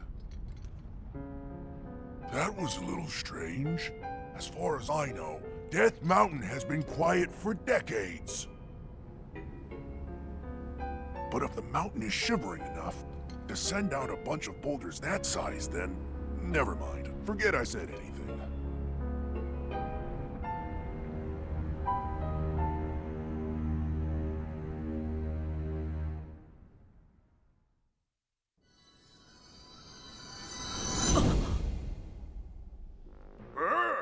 What's gotten into you?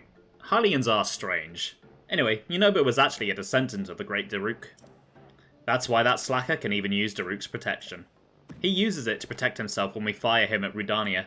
That's the only way we can chase that blasted beast away. We have no choice because normal cannonballs are no good against him. Alright, that's enough out of me. Time to drive off Rudania. Ugh. Ouch. Ow, ow, ow. Are you okay?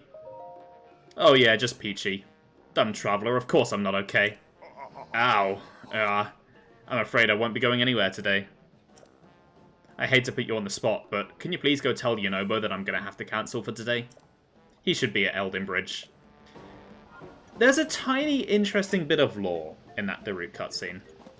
So he mentions that Death Mountain has been silent for decades, and only now, in the lead up to Calamity Ganon's return, is it stirring. Which is interesting because in most Zelda games, the mountain is pretty active and dangerous, and it's not somewhere you could imagine a race of people living. But, in every single Zelda game, Ganon or some other evil entity is active, suggesting that the mountain actually reacts to what's going on in Hyrule, which is pretty interesting. Anyway, Zelda has something to say about Daruk. Generations of chiefs have been carved into rock.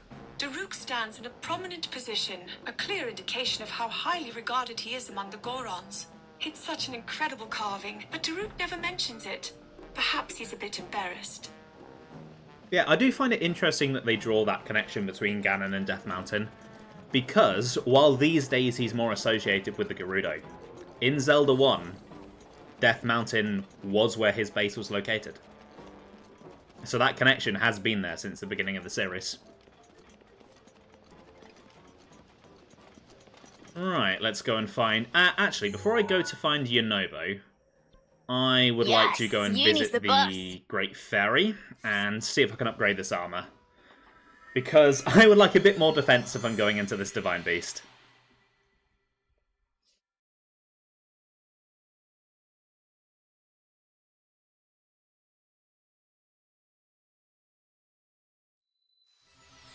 You just got an ad for Lego Crocs. Ow. If I was an evil king, I'd want my base to be somewhere named Death Mountain. Yeah, exactly. It fits.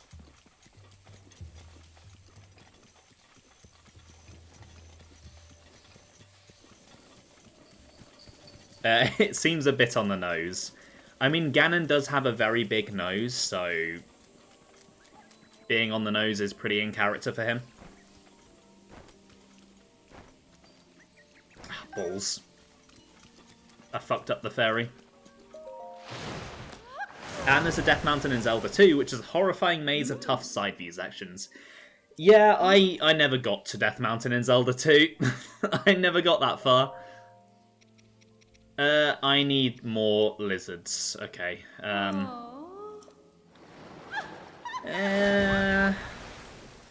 Alright, okay. Looking at the time, I've got 20 minutes until my break. So I think what I'm going to do is go and hunt some lizards for the upgrade, go and look for the memory, then have my break, and then I can do the battle with the Divine Beast and the Divine Beast itself in one go without taking a break. But that seems like the best way to handle it.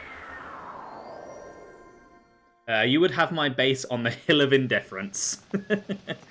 That sounds like where I'd like my base as well.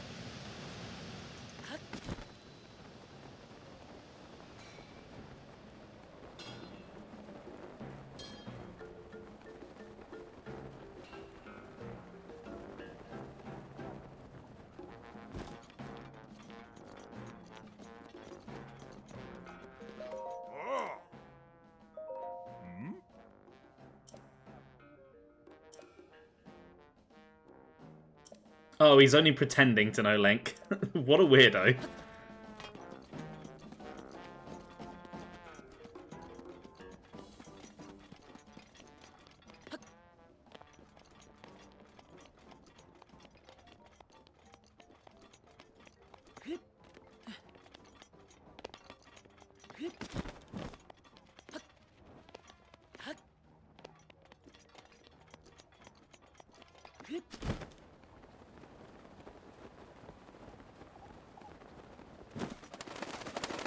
I just realised, Ben, that I don't think I responded to your comment about the HDR in first-party Nintendo games not being very good, and I've only just thought of it again because of the lava.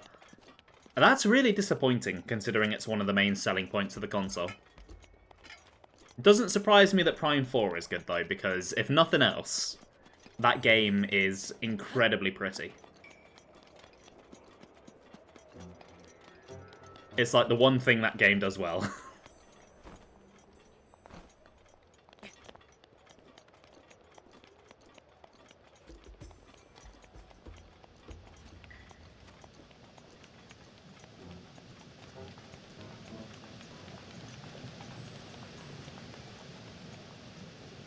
Right, I need 2 lizards, so got to keep my eyes peeled. I mean, to be fair to Prime 4, there is a lot to like there, but there's also a lot to dislike. And it doesn't help that the bit I liked the worst was right at the end. So that is my last impression of the game. That is what the game left me with.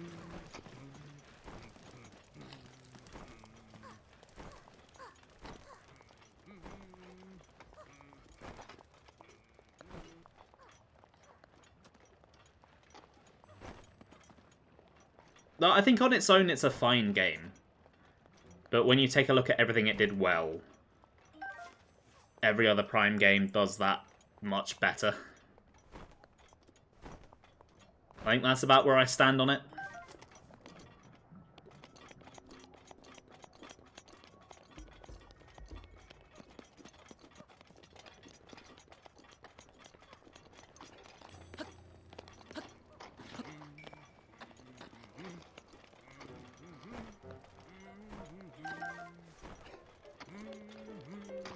God, there really are a lot of lizards around here.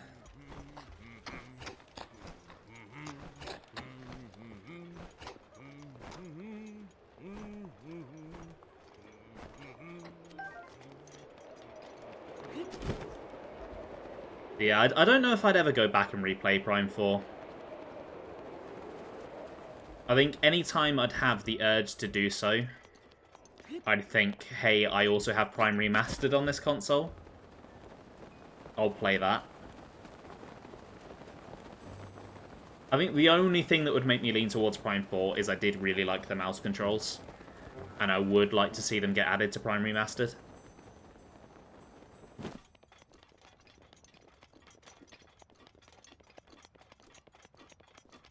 There's another lizard up there. I'm gonna just let that one chill. He can live his best life.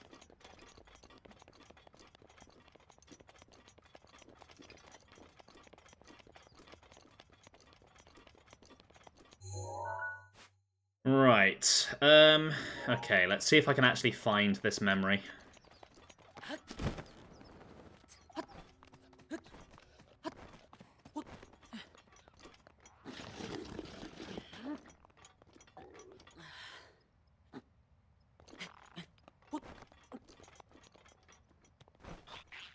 Not without a fight. Okay. Ooh, nice dodge. Ah! Jesus.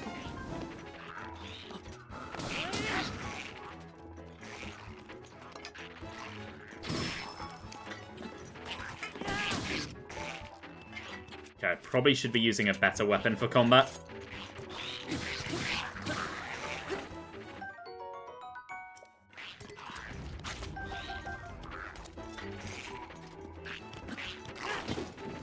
Oh my god. That is really annoying.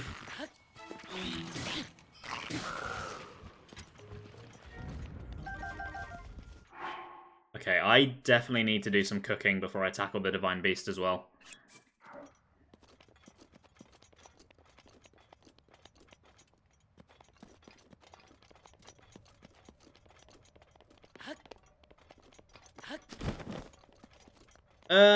Well, I've not found a memory, but I have found something just as good. Oh no, there it is. I have found a memory, and I found something just as good.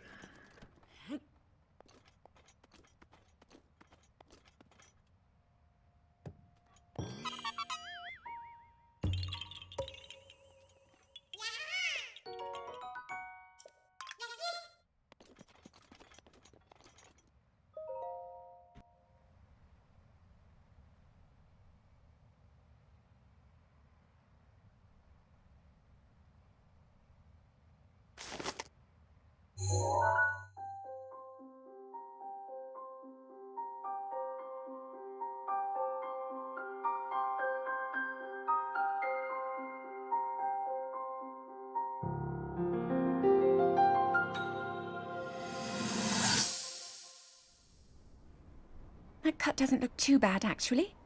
You're fine for now. But you know, there's a fine line between courage and recklessness. As brave as you are, that does not make you immortal. It seems that not only is the frequency of these types of attacks on the rise, but the scale of beasts we are facing is intensifying as well. I fear that this is an omen which portends the return of Calamity Ganon. And, if that's the case, I'm ready to expect the worst. We'll need to make preparations as soon as possible.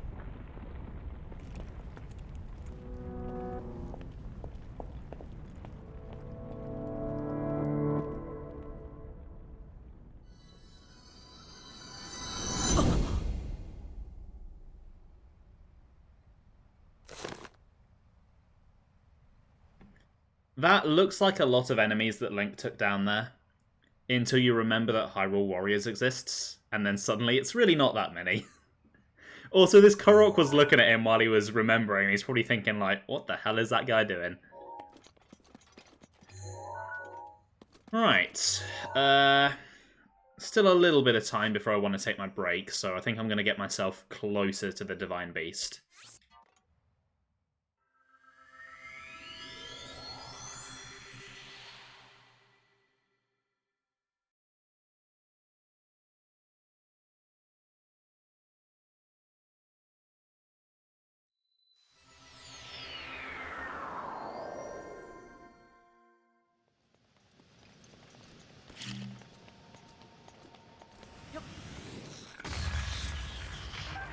Never gets old. Always satisfying to do. It's a modern-day Dodongo. That is a point. Why are Dodongos not in this game? I know enemy variety is a real big issue with this game. He deflected my bomb in midair, what the hell? But, like, come on, I'd like to see a Dodongo.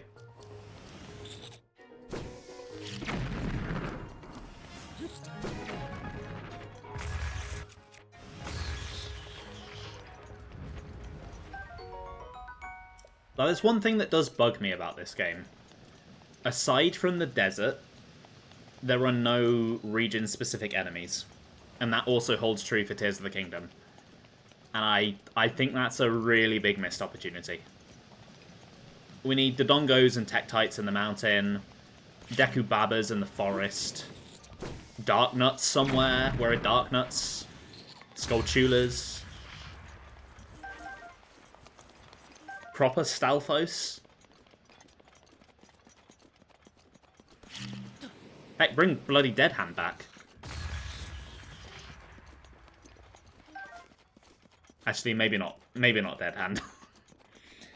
I don't think we need to traumatize yet another generation of children. Although, that does lead me into it.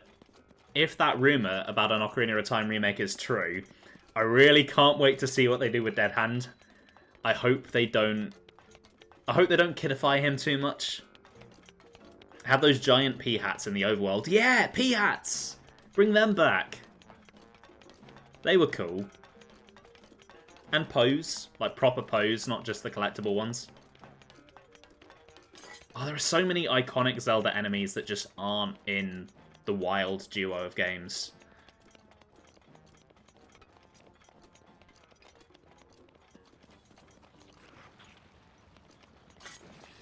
Because the thing about this game is, I think the enemies that they do have are really top quality. I think they are good enemies. They're all implemented really well. There's just not enough of them.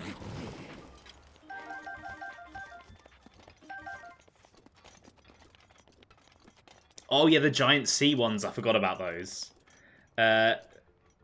Just triggered a primal fear from deep inside you that lay dormant for years.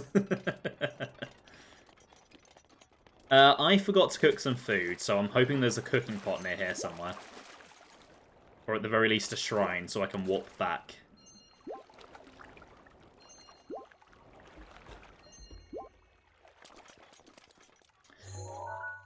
You know, I will give the Divine Beast this. Having something that big just walking around the overworld is very impressive. It is quite the sight.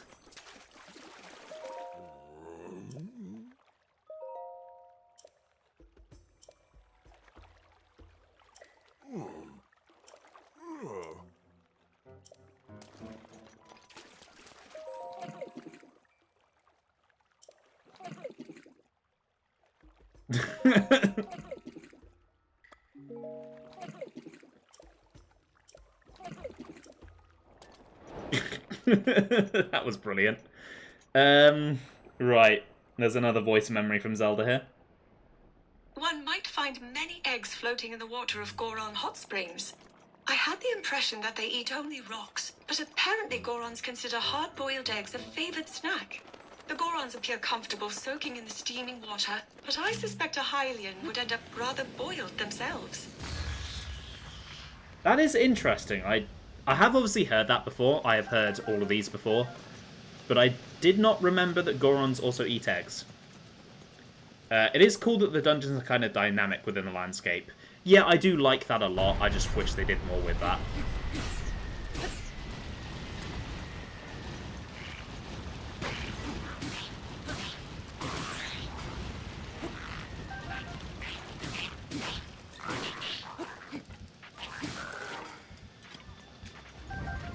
Right, I'm pretty sure there is a shrine around here somewhere. And yeah, there it is. And I think that will be a good last thing to do before the break. Then I can go and cook some food, which I should have done before heading this way. And then it'll be time for the Divine Beast.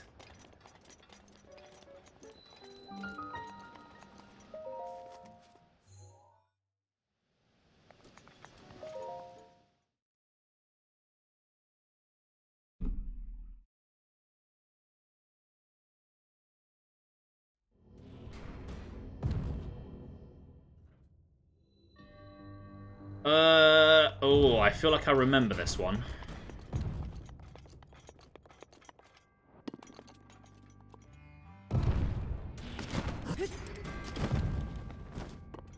Vaguely.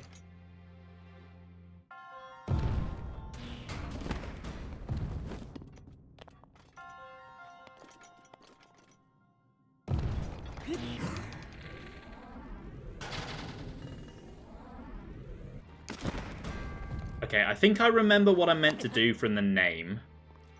Stalled flight suggests I need to stall in the air and use my arrows.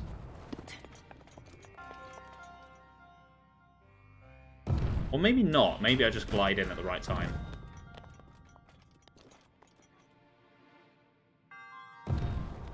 Well, no, what I'd probably do is use stasis, actually.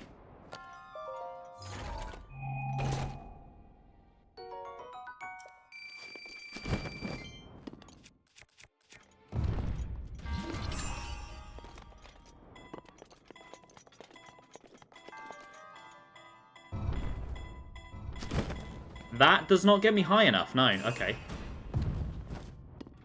I need to be on the block.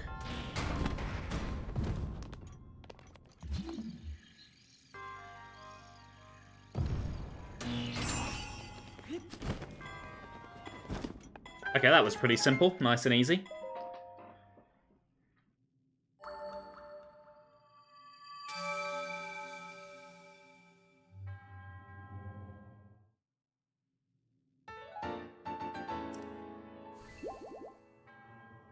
Right, let's go cook some food then.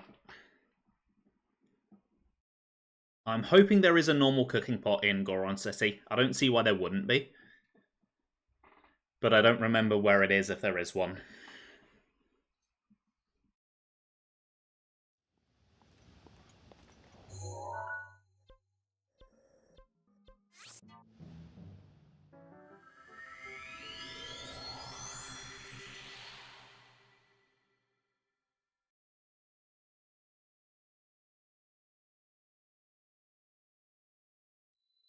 Something tells you there isn't. You might be right, because there is that place where they cook out in the open. But I'm sure that every town has one. I would hope that every town has one.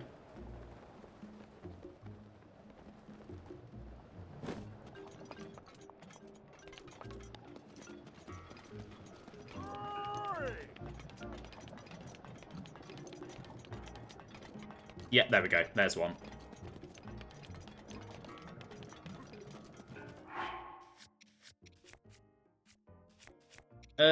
Right. I don't think I need anything too fancy. Just, health, mainly.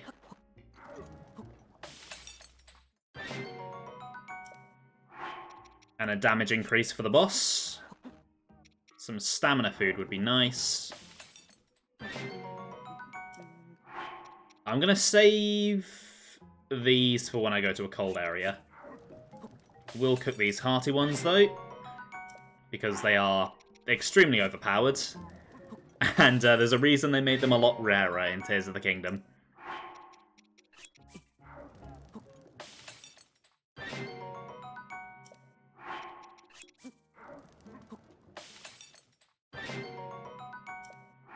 What does the Goron Spice do again? I'm sure it has an effect of some kind.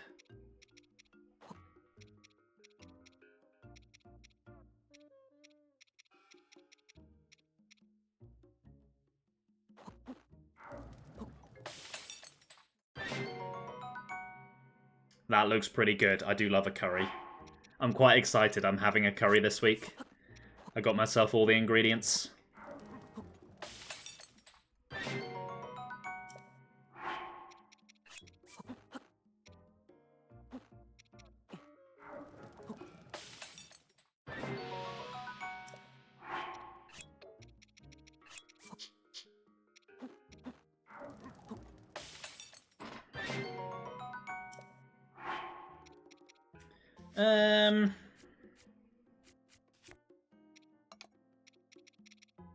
That's probably a good amount. Maybe I could cook a little bit more. I do have a lot of apples. And they are pretty much a full heal at the moment.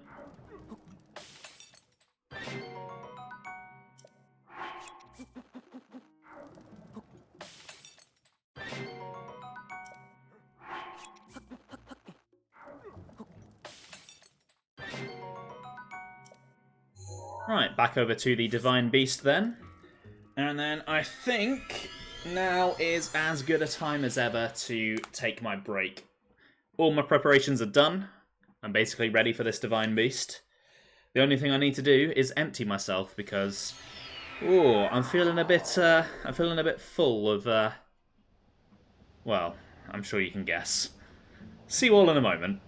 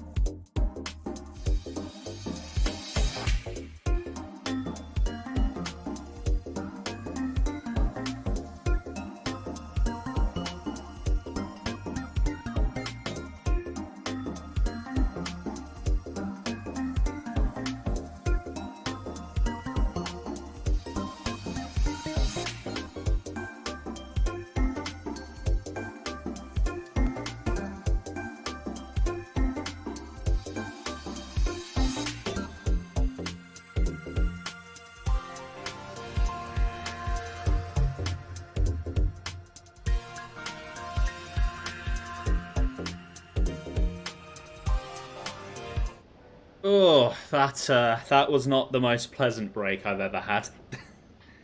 The joys of having a faulty organ. Would not recommend. Right, let's get a move on then. Let's head up to this Divine Beast. Are you still here, Rinley? I see you came back during the break. Sorry for the poor timing there. Unfortunately, I could not physically put the break off any longer.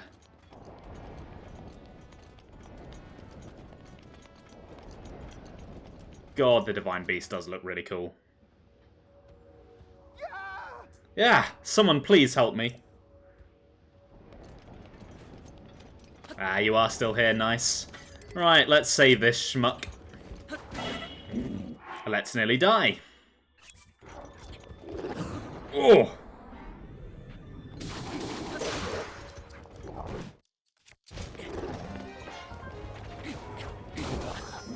Let's die.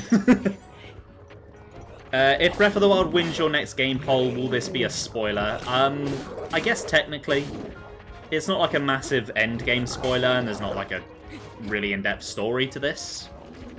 But it is one of the main objectives of the game. But it is also really forgettable, so you might be fine. Yeah, you'll probably forget. You'll be alright. I am not on top form today with my combat. That does not bode well.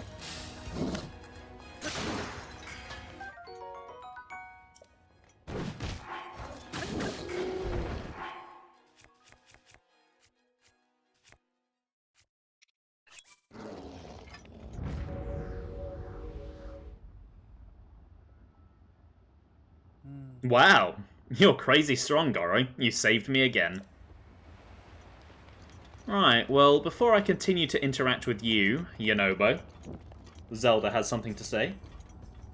Camouflaged as rock, Divine Beast Vah Rudania was concealed in Death Mountain. Then the flow of lava shifted, and Rudania appeared. It could be mere coincidence, but no. Perhaps it has awoken on behalf of all of us, sensing the return of the calamity. Yeah, Blunter's right, Rinley. Breath of the Wild is such an open game that everyone really has a different experience with it. Thanks for saving me, brother. I would have been in real trouble if you hadn't shown up when you did, Goro. Still no sign of Boss, eh? Yeah, he's not coming.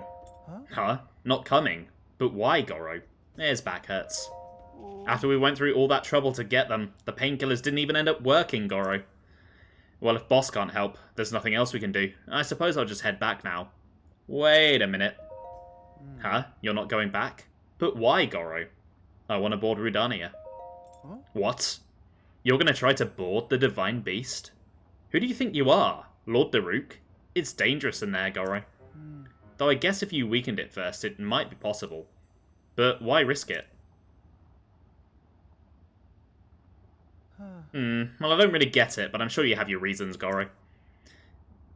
The problem is, good old Boss raised the Bridge of Eldin to make sure that mean Divine Beast couldn't get over here. In order to get where Rudania is, we'll have to find a way to get the Bridge of Eldin back down, Goro. Boss would normally use the cannon to lower it. Ugh. We can't get across unless we figure something out.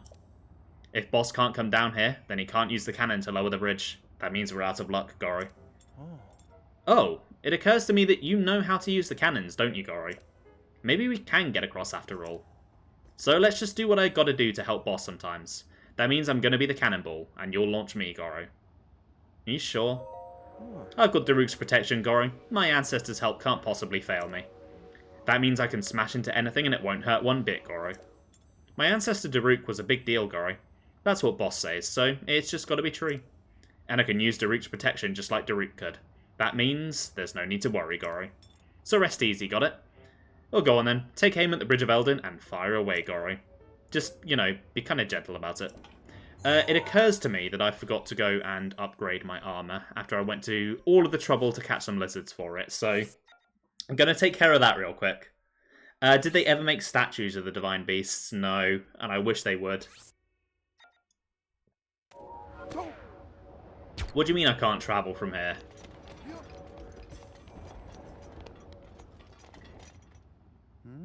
Hey, where you going, Goro? Don't tell me I'm locked in now. You really want to give up trying to board Rudania? Yeah, for a moment.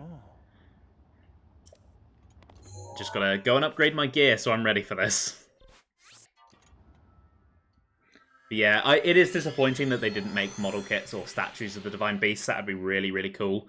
Now that they're doing Lego sets, though, obviously they have done a Breath of the Wild Lego set with the Deku Tree. I would like to see the Divine Beasts. As long as they don't do them as an all-in-one. Because that will cost the price of like 4 Lego sets, but you'd only ever be able to make one at a time.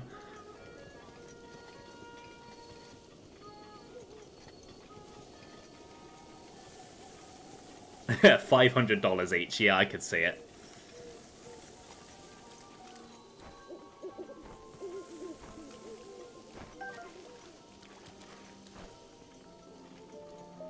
Alright, Rinley, you're gonna love this character.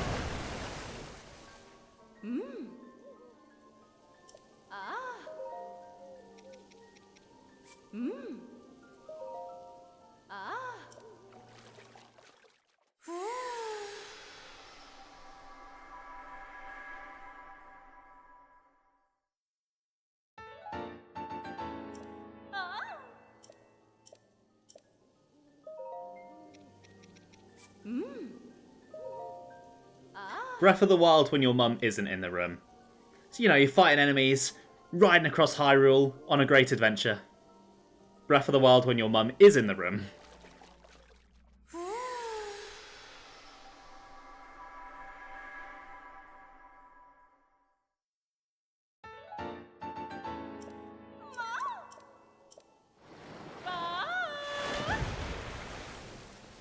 You've been hearing so many moany sounds on your Instagram because of the Bayonetta clips. Yeah, Bayonetta is quite the risque game.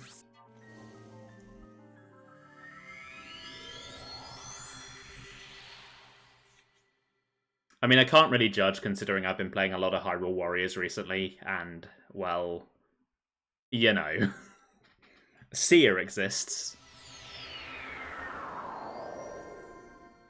Right, let's get this show on the road. For real this time. Not a false start. You started on it during the hiatus and you were like, what the? Yeah, Bayonetta is interesting.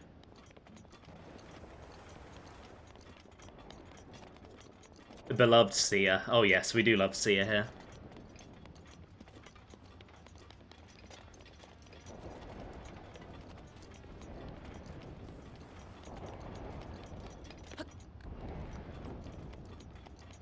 Alright, come on then, Yunobo. Okay, let's hurry up and prepare the cannon, Goro.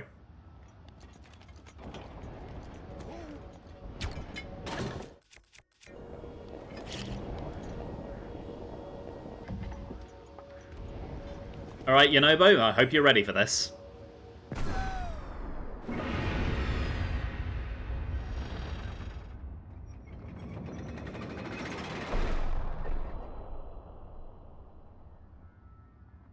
One day Ben will get back to Bayonetta. I've never played it.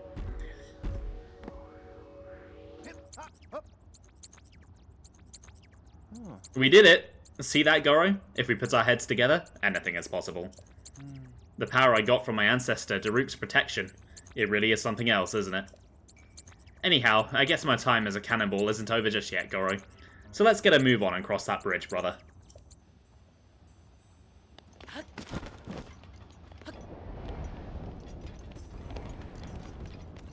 Alright, come on then, Yunobo. It's time for everyone's favourite kind of gaming mission. An escort mission.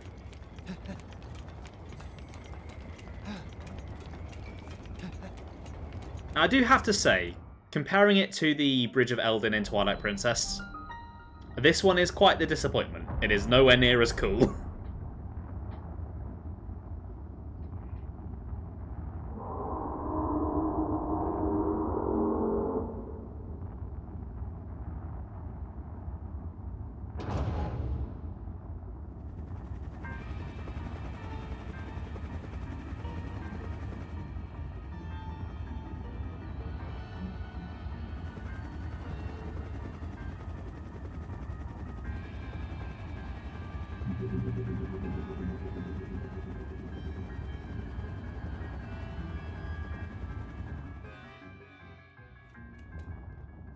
Oh, yikes.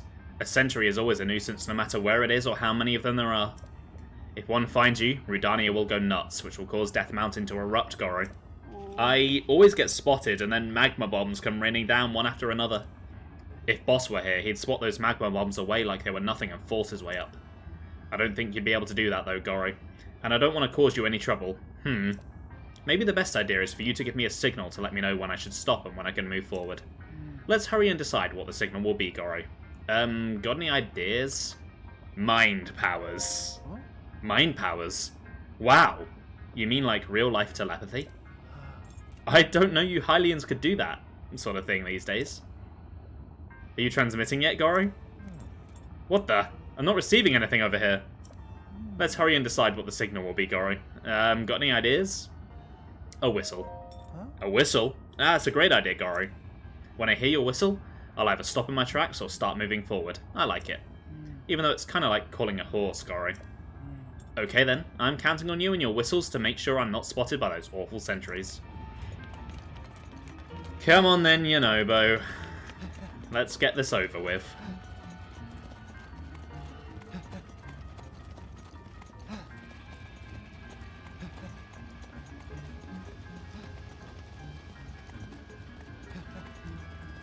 Alright, where does the sentry come up to? There. Alright, let's follow it under this rock. Come on, Yunobo. Get moving.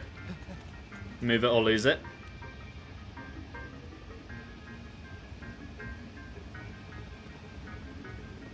And let's go, come on.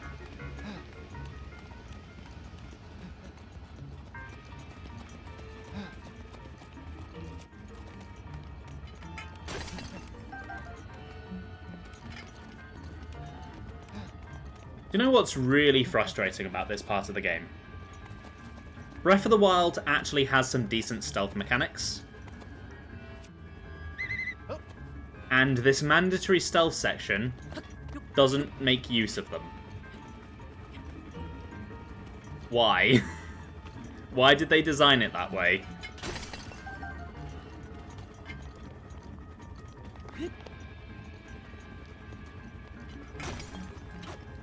Ooh, that is a lot of gems. Nice. Right, let's get rid of this sentry. If I can get the right angle on this boulder. Nice.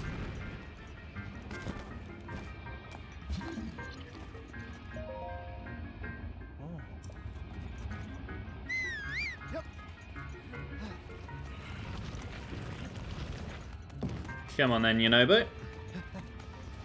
Let's keep this moving.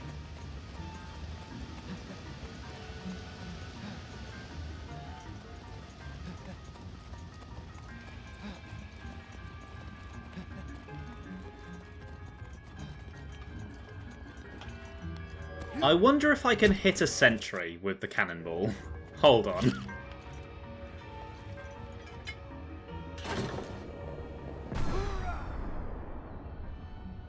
I'm gonna guess probably not from that angle, no. That is disappointing.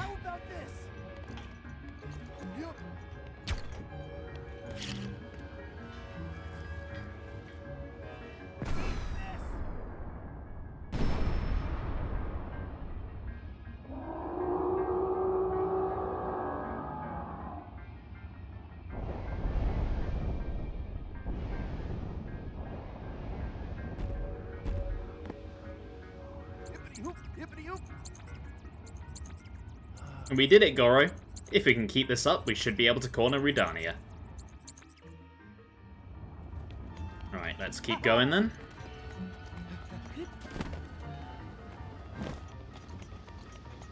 Okay, you are not going to move, are you? I need to go up and deal with you. Stay here, Yunobo.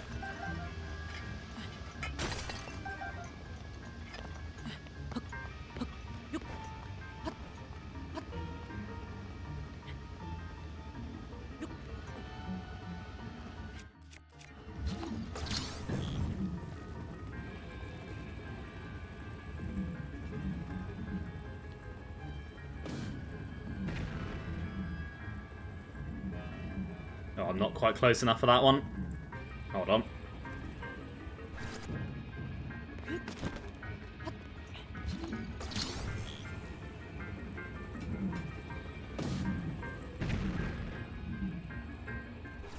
That'll do nicely. And then I can probably deal with this one in a similar way. Just need to get the box over there.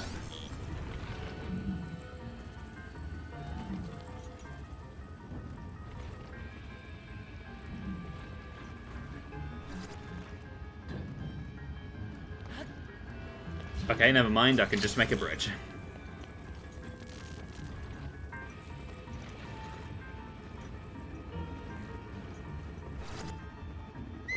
Alright, come on then, buddy. Oh, for God's sake.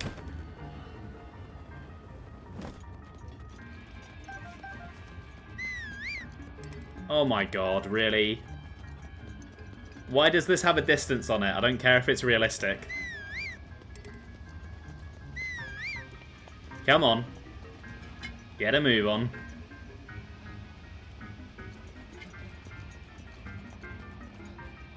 So many great games just have that one section, don't they? That one section that whenever you replay it, you just really don't want to do.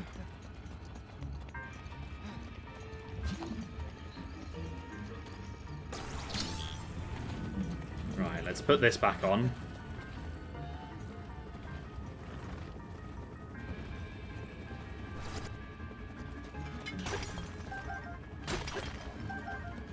This section isn't it for you. I think I know which section it is for you. And it's definitely got some similar DNA to this section. Ah, right, I need to go up.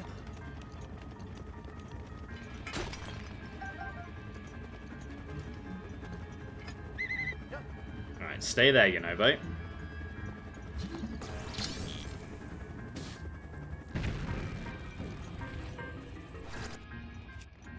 Come along. Where are you going? Up here.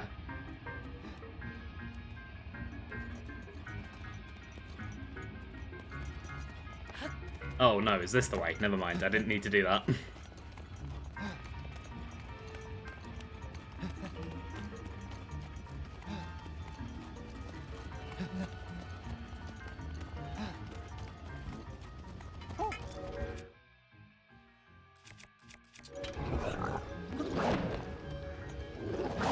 Oh, ow.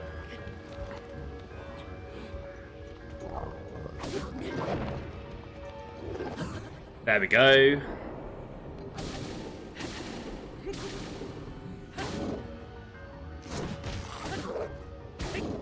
Okay, now I've got him stun locked.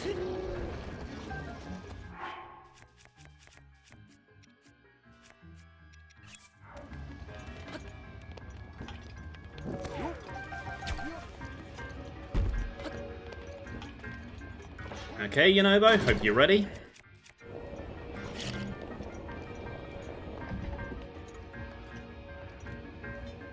Yeah, that section you don't like, Sam. I think I do prefer it to this, just because it actually does make use of some stealth mechanics that this game has.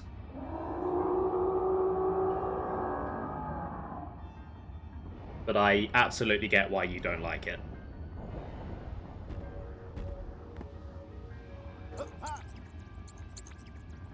We did it. Direct hit, Goro. And thanks to Daruk's protection, that didn't hurt me one bit, Goro. My ancestor came through for me. If we keep weakening it like this, we should be able to get inside. Don't let up, brother. What is that head supposed to be? It is a lizard, Rinley.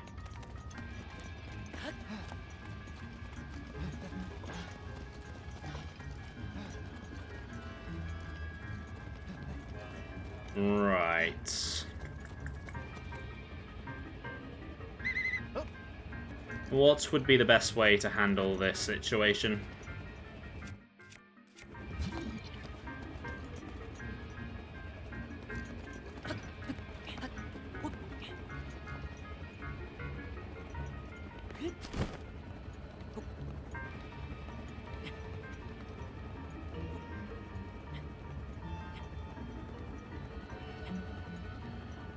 I've got an idea. There is an updraft there. So I think... Yep. That works.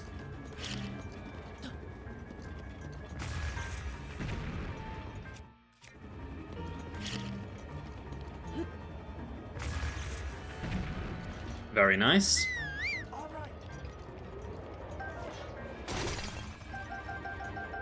Ooh, a diamond. Lovely.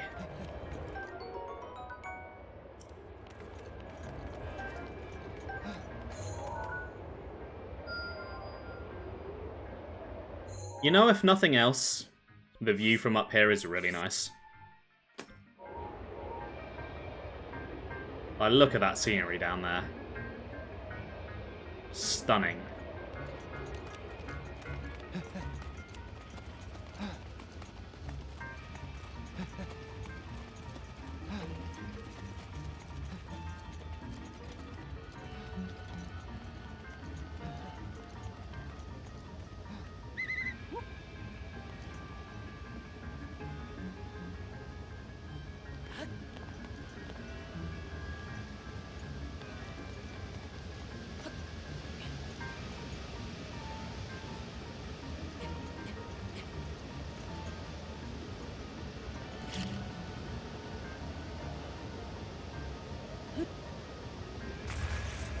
Okay, that did not hit any of them.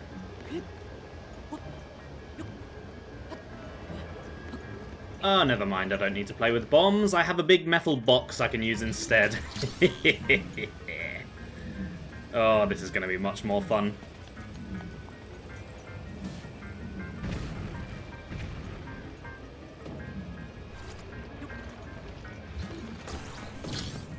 Gotcha, don't fall.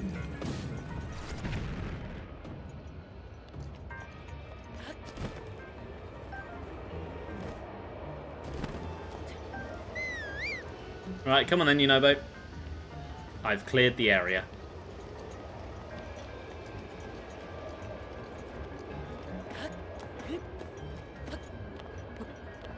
I don't think that's in the updraft. That looks so weird. Right. Yunobo, can you...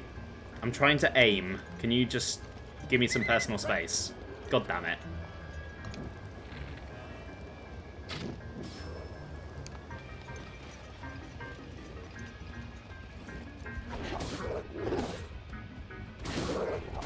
Oh, God, it's always annoying when there's two of them.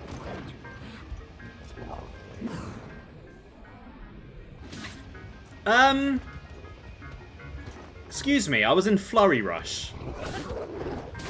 What are you talking about? Okay, you're gone.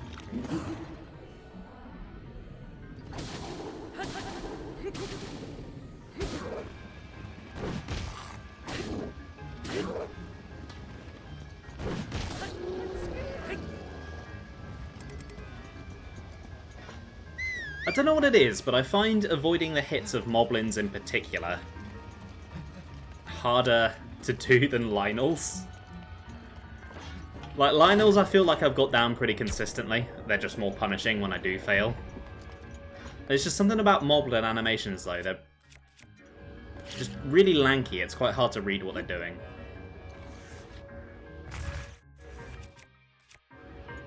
Not Lionels, Lynels. You'll have the pleasure of meeting them whenever you play this game. They're something.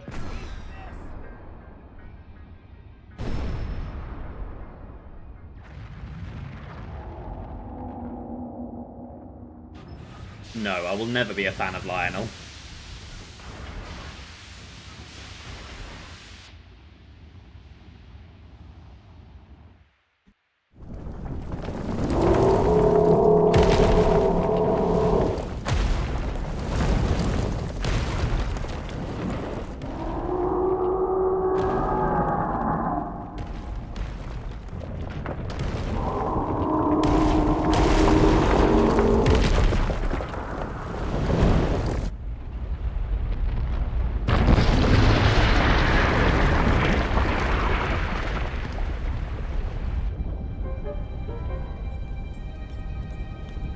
was so cool! You really put a licking on that thing, Link. It's time to finish the job. This is our big chance.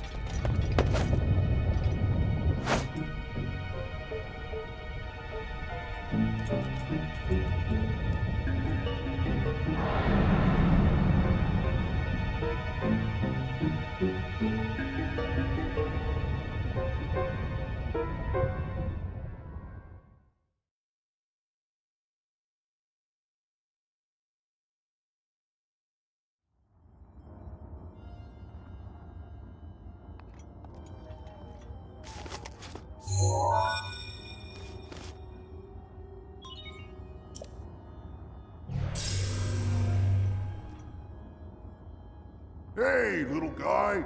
Long time no see. I always knew you'd come back. You know, I never stopped believing in you. You're here to take control of old Rudania back from Ganon, eh?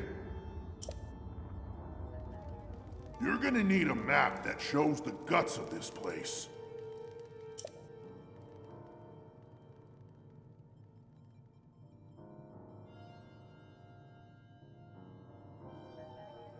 You can grab the info from the guidance stone over there. Now get a move on. So, Breath of the Wild has a dungeon problem. That is the popular opinion, and I don't think I've made it a secret that I agree with that opinion. And the dungeon experience isn't just the dungeon. It is the lead up to the dungeon as well. How you build up to it plays a big part in how people remember it.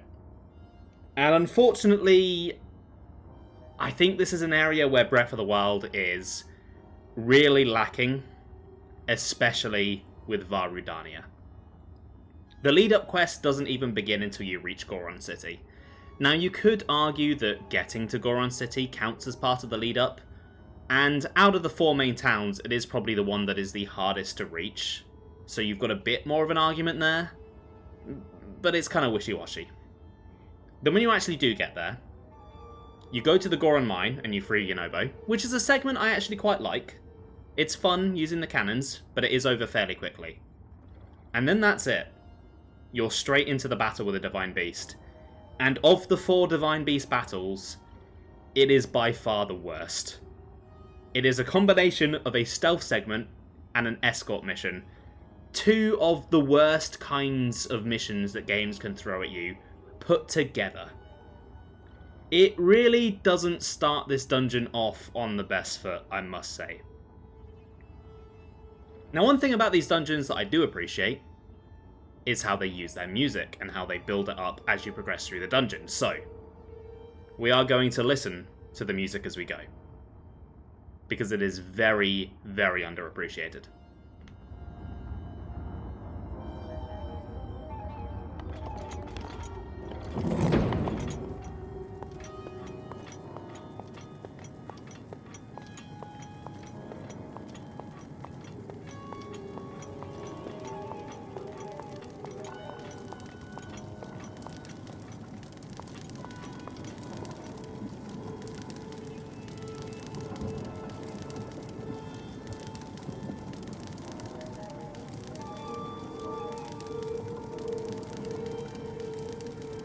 Now, this particular first iteration of the music isn't anything too special, but it really does set a nice creepy atmosphere which pairs superbly well with how this dungeon looks.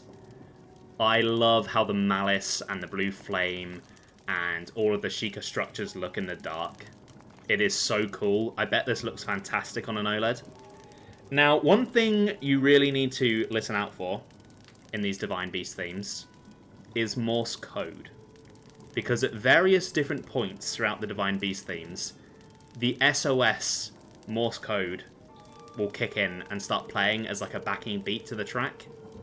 It's the champion calling for Link, Zelda, any other champion to come and help them, because Ganon has started to overwhelm them.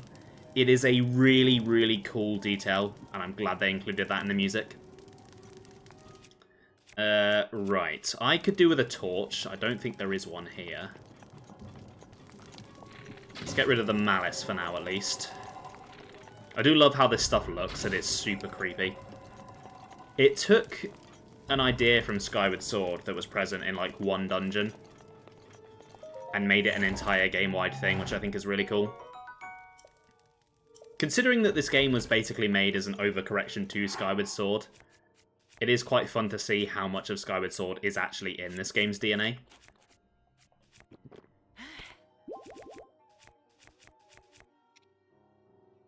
Right, don't need 2 of those. So Sam said before I went into that cutscene, is there a mod that changes Lionels to Lionels? If not, there should be. Well, be the change you want to see in the world, Sam.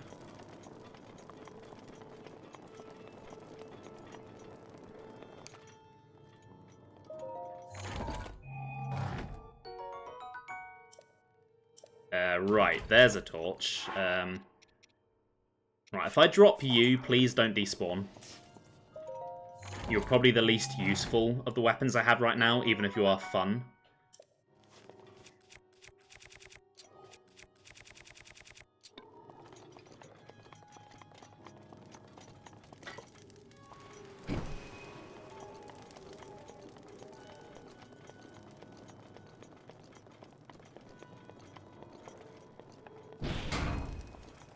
Okay. Now these guys look really great in the dark. Again, I would love to play this dungeon on an OLED screen. I think it would look amazing. Ben, you have an OLED. If you'd ever like to trial it at some point, please, please do tell me how it is.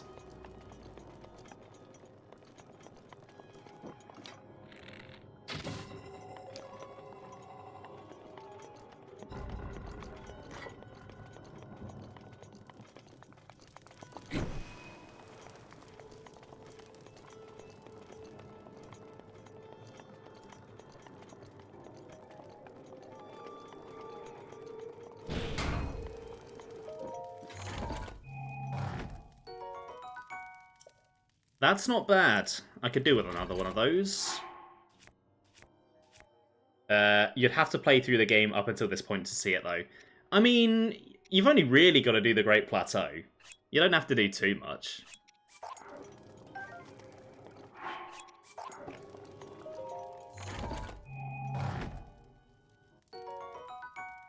You wouldn't even need to finish the dungeon, you just need to make it here.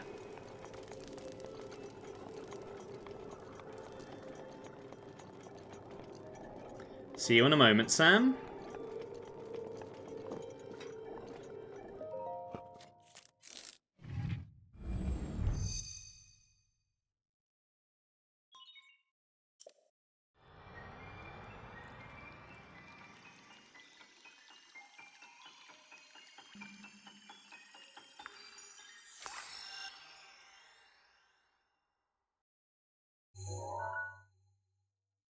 Right, there's the map of the Divine Beast. So, how Divine Beast music works is it changes after every terminal. So, every terminal, I'm going to mute, and we're going to listen.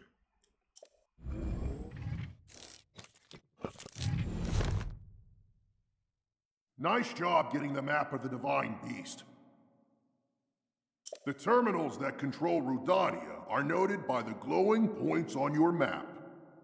To take back Rudania, you'll need to activate all of the terminals.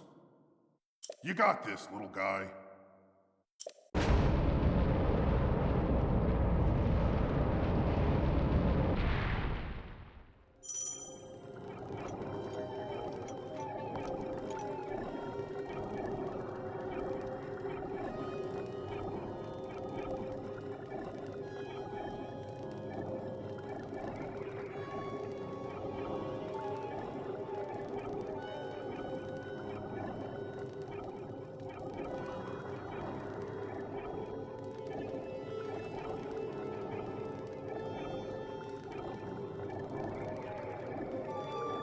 Okay, so I think I may have been mistaken. I'm guessing the map terminal doesn't count.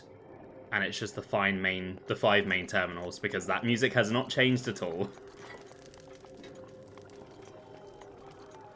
Because I know for a fact, because I listened to it before stream, that terminal music number 1 is fairly different to no terminal. Right, so all Divine Beasts have a gimmick. You can basically move parts of them around. And Vah Rudania's is pretty extreme.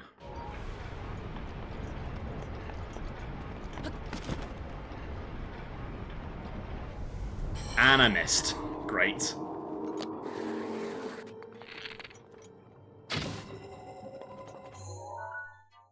Let's try that again.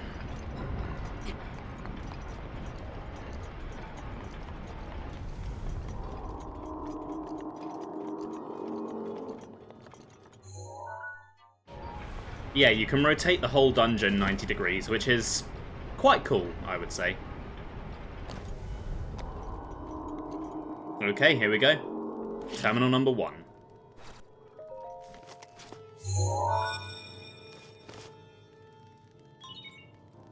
There are 4 terminals remaining. That's the way.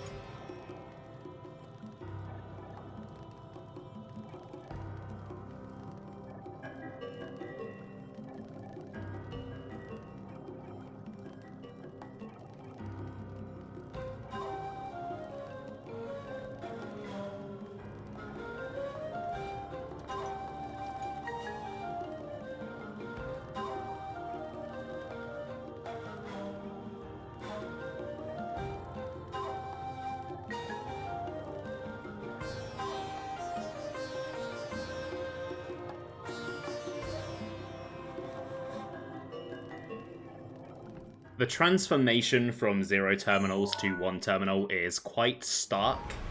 It is a very different bit of music, but I like it a lot. There's multiple different layers of melody that come in here that I really like. You've kind of got that synthy bit that's playing now. Then you've got the do-do-do-do-do-do on the... It's like a steel drum, I think, which is not really an instrument that you hear very often in game music, which is quite nice to hear. And then I'm not sure what sort of wind instrument it is, but it sounds really nice. I like that little melody that kicks in. And those 3 layers will kind of form the core of this Divine Beast's main theme. And I really like this one a lot, and I really don't see it talked about much, which is a shame. It's got such a unique vibe to it. It's doing a lot of heavy lifting that the visuals don't really do. Right, so some malice there to deal with.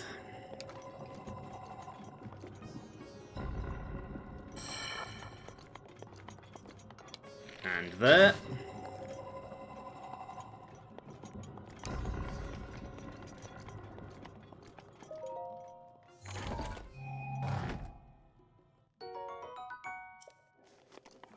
Yeah, the music is really the one area where I have no complaints, 0 notes on the Divine Beasts.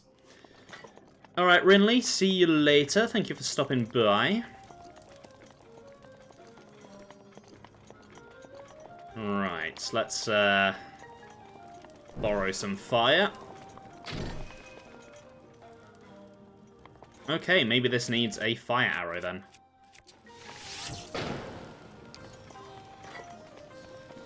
Now, one complaint I do have with this Divine Beast, amongst the many, is that I do wish the darkness remained for a little bit longer.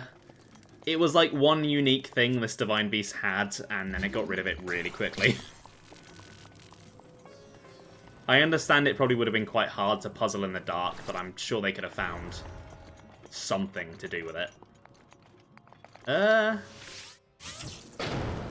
do I get for burning you? Nice.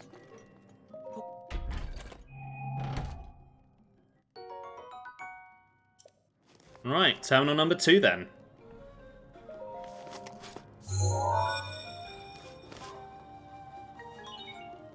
There are 3 terminals remaining.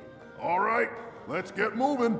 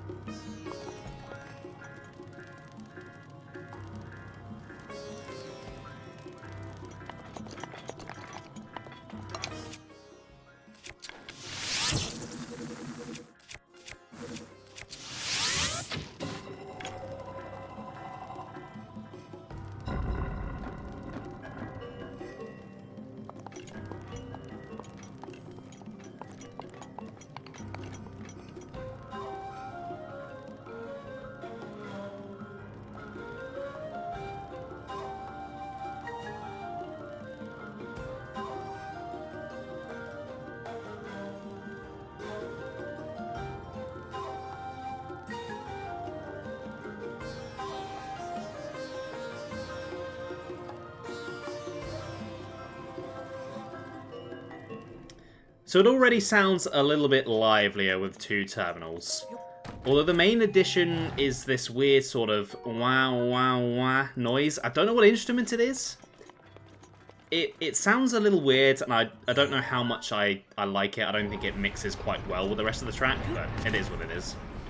Welcome back, Rinley. Fun fact, you actually have your clothes rack in your stream room. That is an interesting place to put it. Right, let's try and get this chest while I'm here.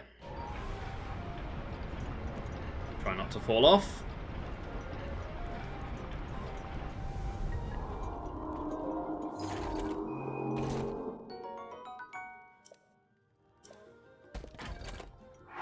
What's quite fun about this dungeon is that the bows that I'm dropping everywhere will just keep, like, flying around.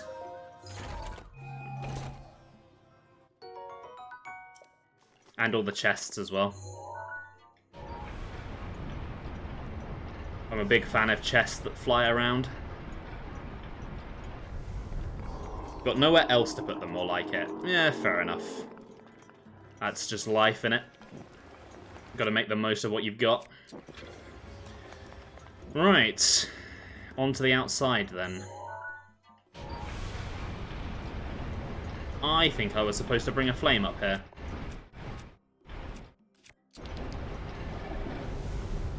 Oh, hello. Headwood has betrayed me.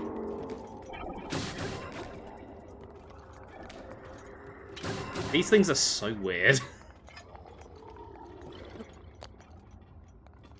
Yeah, I need to go and get myself a blue flame.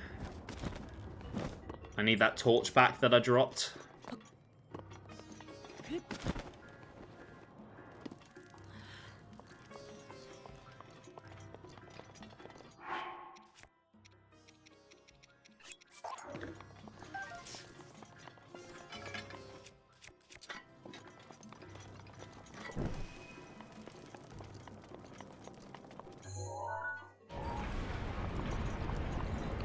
Right, gotta be very careful with this thing. I do like that this Divine Beast incorporates the blue flames. Obviously, it was established pretty early on at the research lab. That continuity is nice.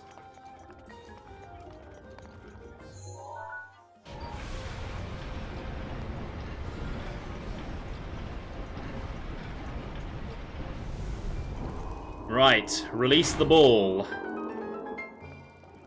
Let the ball run free.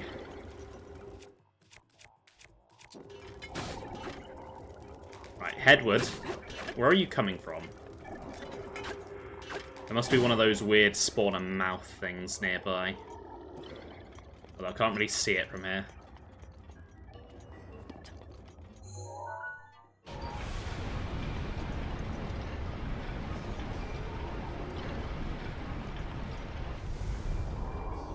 And down the ball goes.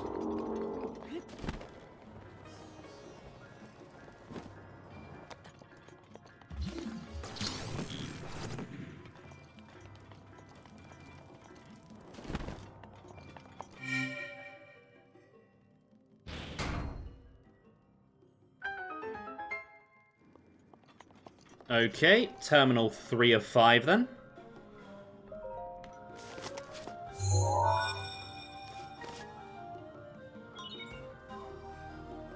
There are 2 terminals remaining. Just a little more.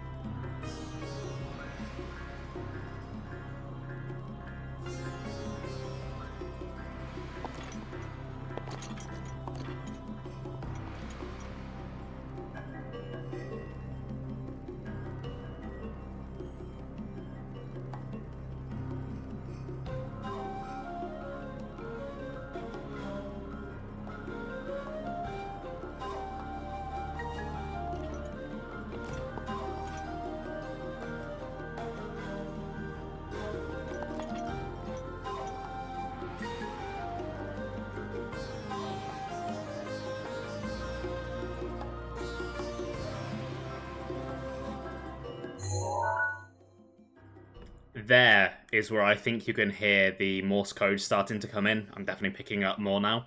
There's also that, it sounds like a gong that's been added to the mix there a bit. There's an extra bit of percussion. Right, so, there's a terminal on top of the Divine Beast, and then there's the one I always struggle with. So, I'll go and get the one that's on top, and then I'll come and get that other one last.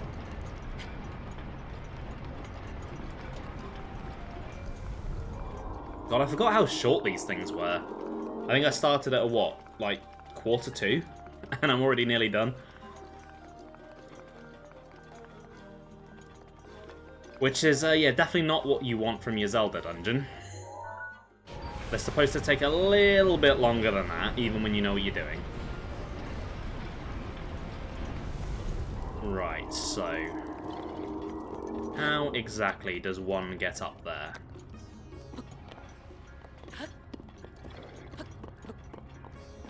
Probably need to turn it on its side, actually.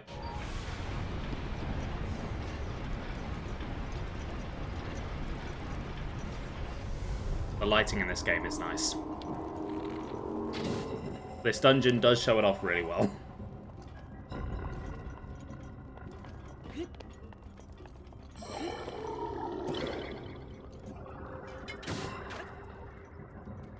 Right, there should be another Malice Eye around here somewhere then.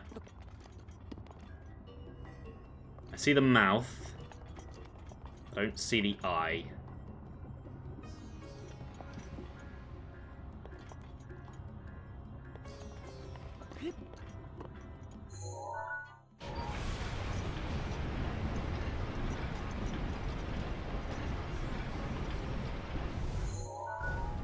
Oh, and it's on the terminal. Okay. There it is.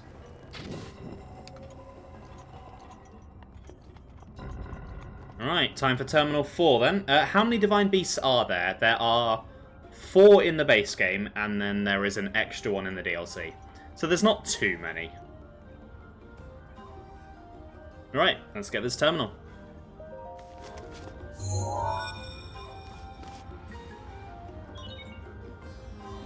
Just one terminal remaining. Just one more.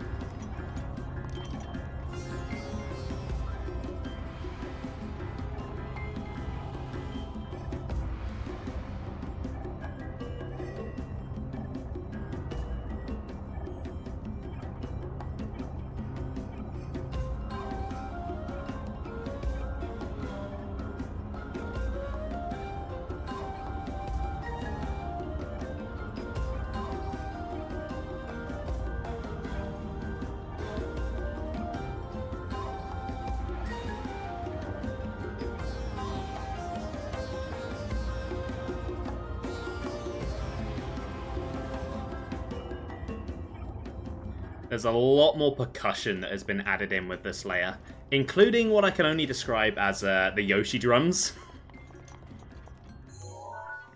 Though I will say, all of the changes with this particular Divine Beast music have been pretty subtle, aside from going from from 0 terminals to 1. They're not all that subtle.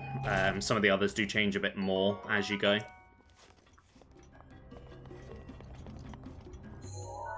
Right. There is a treasure chest over here.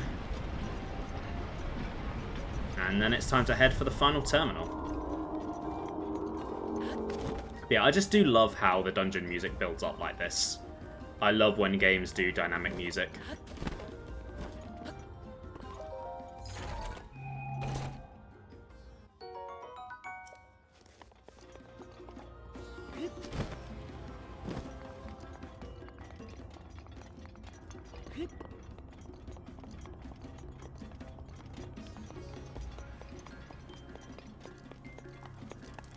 Okay then, time for the one that always stumps me. It's the one puzzle in this place that I actually remember. I believe I got stuck here for quite a while when I first streamed this game. And I expect that I probably will again. Or maybe I figured it out right away this time.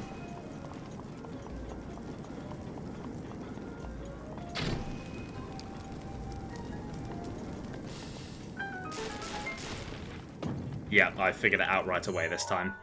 I have no idea why I got stuck on that before. I think I may just be a bit stupid. There is some evidence to that point.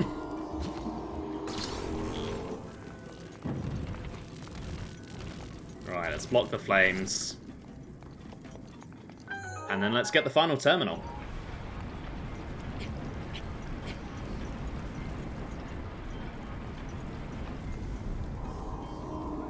Why am I self-depreciating? Because I'm so good at it. That's why.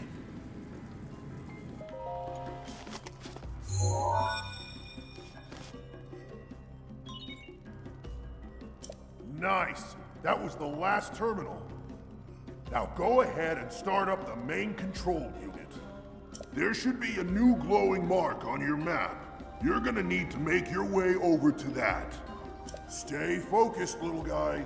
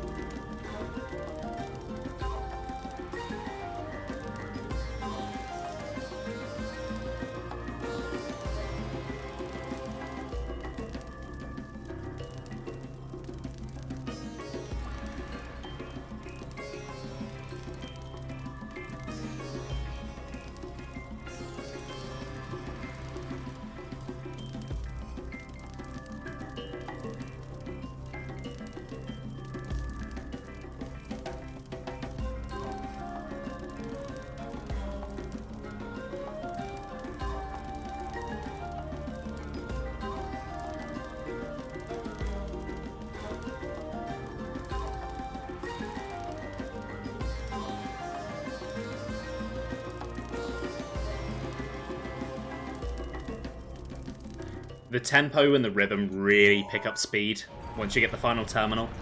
Gives you one last boost of energy. It's like it's telling you this is it. It's time to go and finish this. But what I do like is that the wind instrument bit, the fluty bit, stays roughly the same speed. I like to think that that represents Daruk, because he's a pretty steady guy. He doesn't really get shaken, doesn't really change. Just like the flute. Look at me pretending like I know what I'm talking about. Right, so, speaking of music, I do believe that all of the dungeon bosses have technically unique boss themes, but it does that thing that, like, Pokemon likes to do with its legendary themes for, like, different legendaries, where they are essentially the same bit of music, the instrumentation is just ever so slightly different. So we're probably going to listen to the boss music for this one, because this one is not the most exciting boss in the world. And then for the others, I don't think I'll bother. Because I don't think we need to listen to the same battle theme 4 times, even if it is slightly different. Anyway, let's finish this Divine Beast.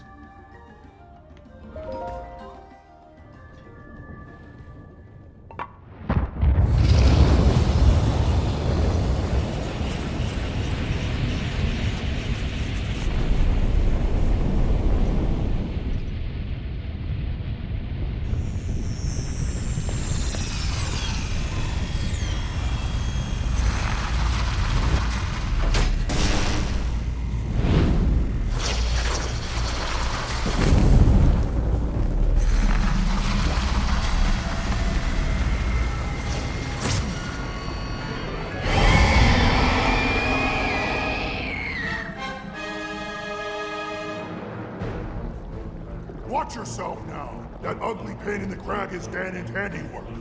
Thing got the best of me 100 years ago. Good luck, little guy. Go get him! Watch out! That's sword.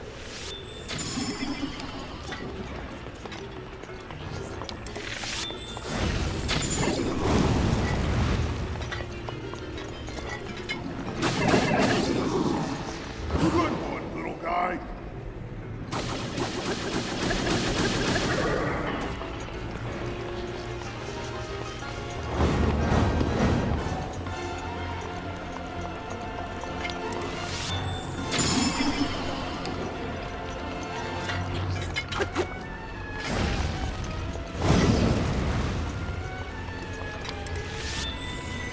Lay it on, little guy.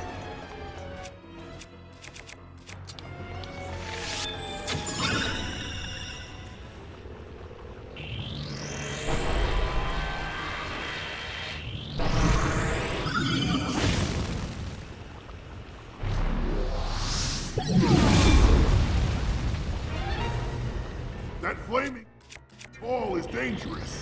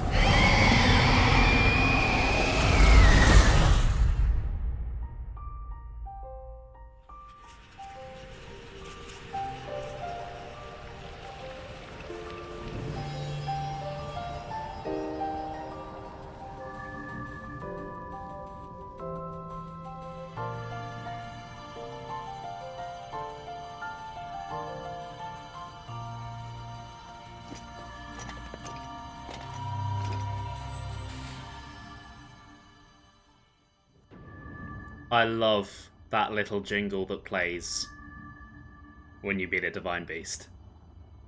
There's a reason that it's my end music. It's just, it feels so good. It feels like I've accomplished something. I do really like the Blight Ganon boss theme as well.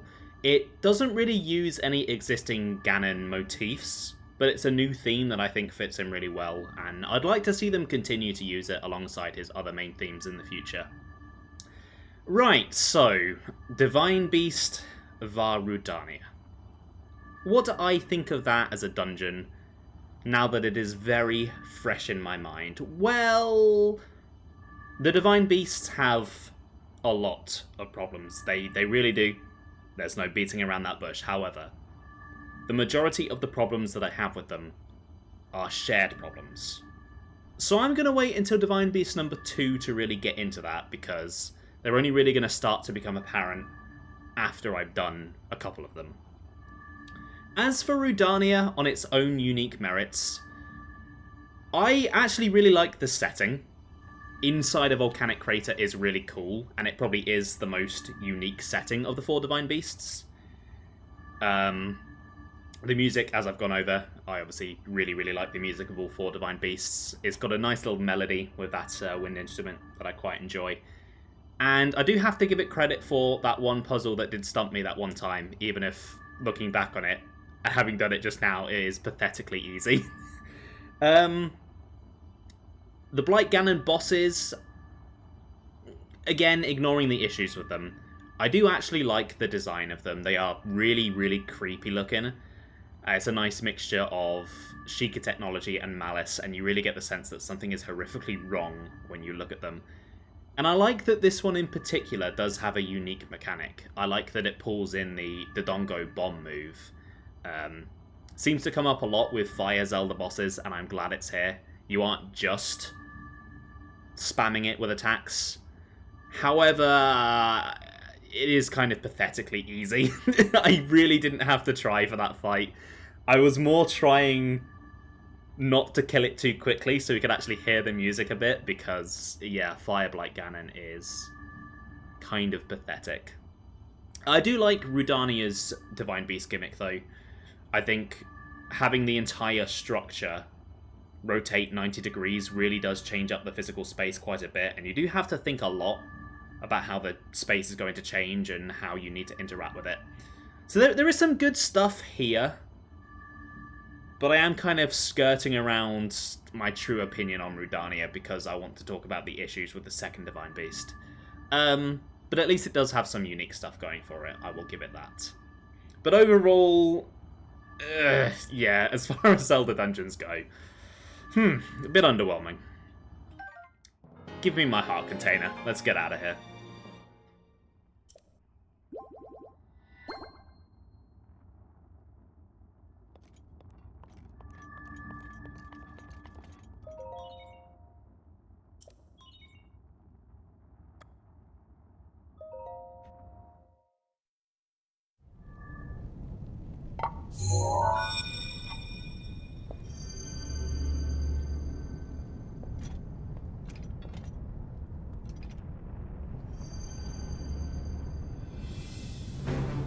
Great work, little guy!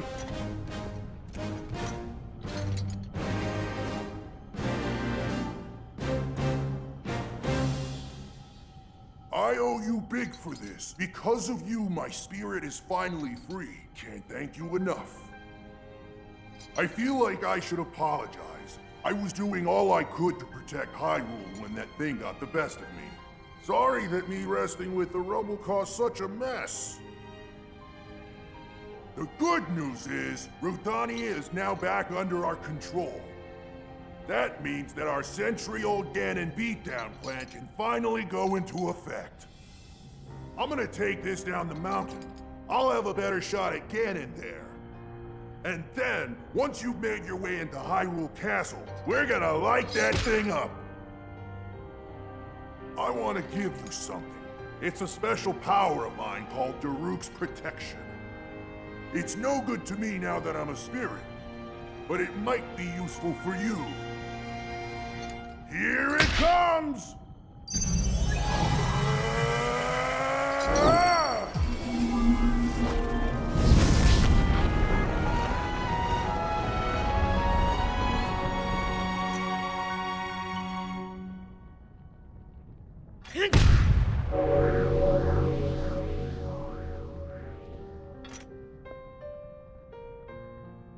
From this moment forth, the power of protection from the depths of my soul now lives inside you. Good luck, little guy. And give my regards to the princess.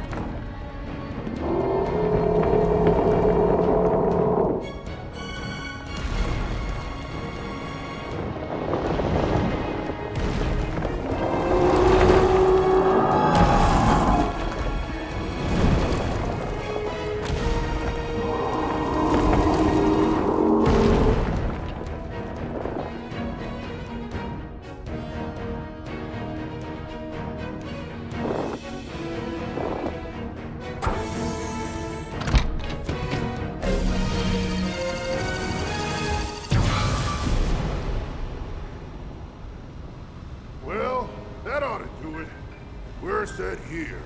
Now we just gotta wait for the perfect shot. Once Link is in the castle, Rudania will unleash an epic blast. Ganon won't know what hit him. Hyrule looks pretty good from up here, even after 100 years. The old rolling grounds sure are a sight for sore eyes. I wonder how the Gorons fared after the Great Calamity. I sure hope everyone down there is still going strong after every... Huh?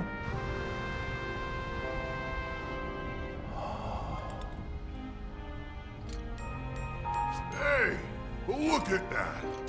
Still going strong indeed! Ha!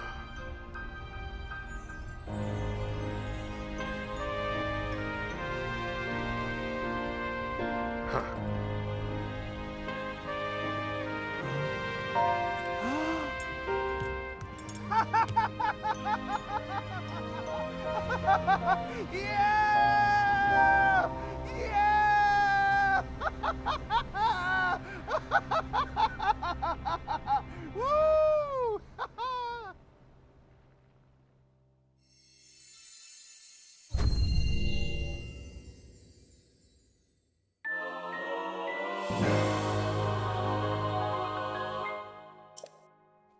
Hey Iron Pro, welcome to the stream. Sorry I didn't properly welcome you in there. I was kind of caught up on my thoughts on the dungeon. What's the name of that guy again? The guy with the beard who was ghostly, that is Daruk. And then the younger guy, that was Yunobo. But yeah, I quite like Daruk as a champion. I was talking earlier about how a lot of the more serious Gorons are kind of just trying to be Darunia again. They're being like all just gruff and surly, but they don't have the spark, the goofiness that Darunia has. I feel like Daruk does a really good job of avoiding that because he's not all just gruff and surly. He's actually quite a nice guy. You know, he's fairly chill and sensible. I really like his music theme as well. It starts off with that big imposing like drum beat. And then it transitions into a somber piano tune. And it's just a really beautiful tune, and I think it fits Daruk quite well. He is the exterior of this like really powerful, manly man. But he's quite a kind and soft guy inside. There's a reason they use that theme in one of the trailers of Breath of the Wild, because it is really nice. It's a nice bit of music. The yellow guy, do you mean this guy? This is Yunobo. Hey, brother. Thanks so much for appeasing Rudania, Goro. I don't exactly know what you were doing in Rudania, but... well, it seems to have calmed down, Goro. You know, while I was up there, I could have sworn I saw Lord Daruk standing on top of Rudania. I wonder, was that his ghost? I don't know how to explain it, but somehow I feel a lot braver now, Goro. Huh? Oh, that's right. I talked to boss about you, and he said to bring you to him. An order from the boss can't be refused. Move it, Goro.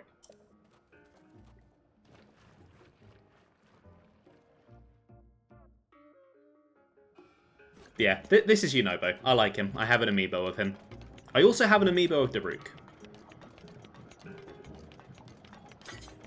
I probably should have prepared them for today's stream so I could show them off. Oh well.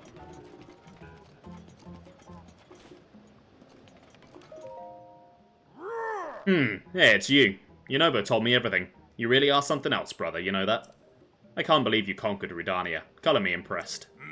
But good grief, did you have to do it just when my back pain went away?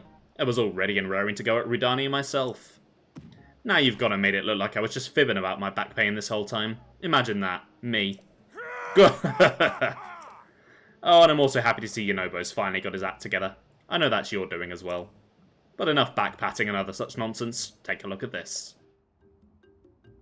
The Divine Beast Vah Rudania has calmed down and returned to his peaceful ways. Now we can get back to digging for ore around Death Mountain. Oh right, I've still got to thank you, brother. There's some treasure in my house. Grab it, keep it, it's yours. It's a sharp blade that Daruk himself once wielded. I'm sure you'll be able to make good use of it. However, well, as a Hylian, you probably already know this, but apparently 100 years ago, the Hylian champion had a legendary blade, the sword that seals the darkness. I bet you'd like to find it, eh? You should go looking. Well, I'll get on that, but I just so happen to know that I can't actually get it yet. Right, what I would usually do with the champion weapons is wait until I've got the house, and then take them and put them on display there, because getting them back after they break is a bit of a pain, and they are unique. However, since this is a just very quick focus playthrough, I kind of just like to use it, so yeah, I'm going to grab it. Rudania has returned to its peaceful ways. It's literally aiming a gun at the castle. Yeah, but the castle has it coming. One complaint I do have, though, is I wish the targeting beam wasn't always visible, because it really does affect the scenery quite a bit.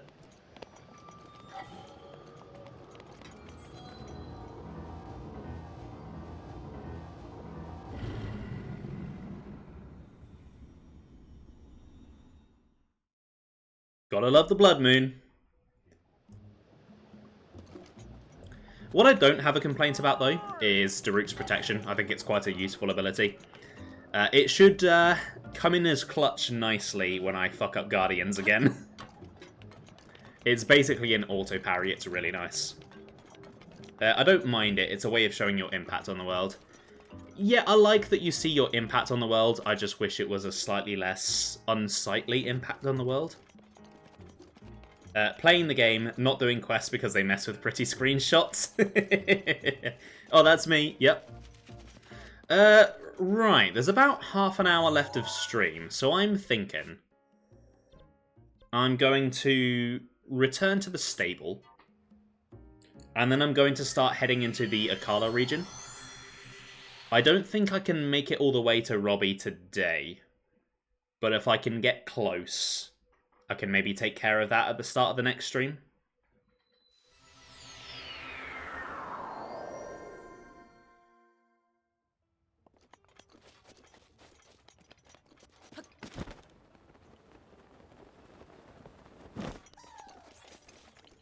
I hear that bloody Wizrobe again. Feels like it's been no time at all. Right, come on then, vodka.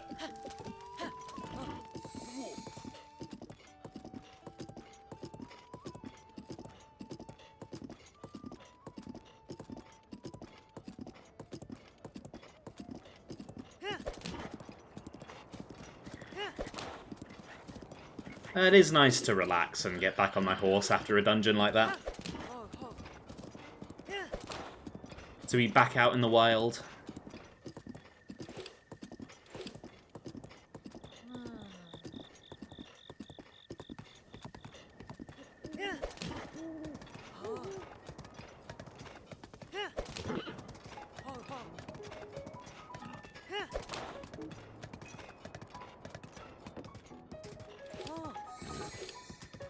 I love this little jingle that plays while you're riding as well. It's just so calming. It really does a really good job of relaxing me.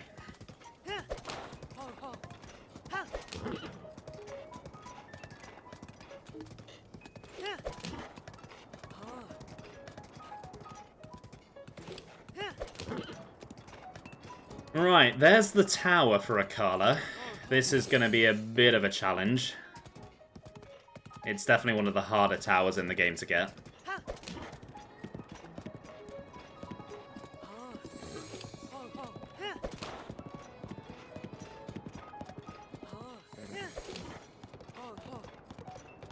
You may have just caught a glimpse as to why.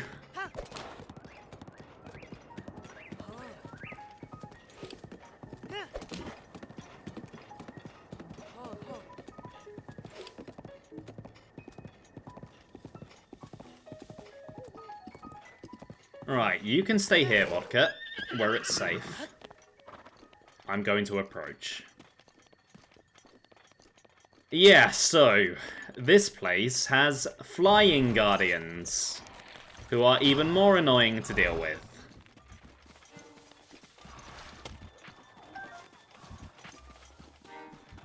For whatever reason, I think their parry timing is slightly different, and I have never gotten the hang of it. And I don't really have enough bomb arrows to kill them the old-fashioned way.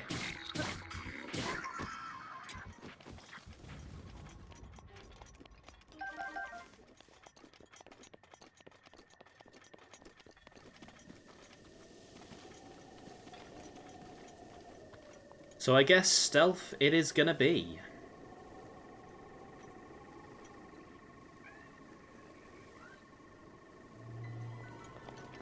So much for stealth.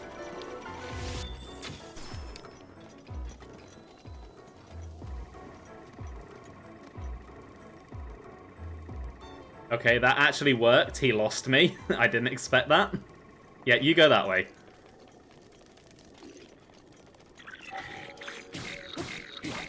You get out of my way before he comes back.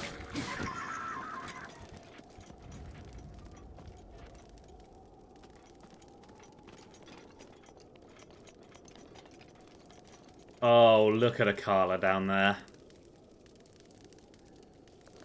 Akkala is such a pretty region. I love an autumnal aesthetic. I don't know what it is about it. It is just gorgeous. And Akkala pulls it off really, really well. I love that it's not just a blanket orange as well. There's a nice mixture of orange, yellow, and green down there. Absolutely stunning.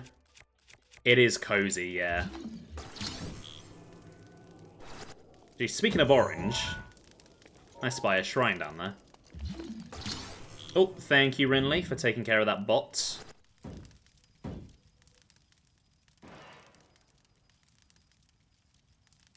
Well, there go those rupees. I'm not getting them. Oh, look at that sunrise. Hold on. Oh, shit. Oh, no! Fuck!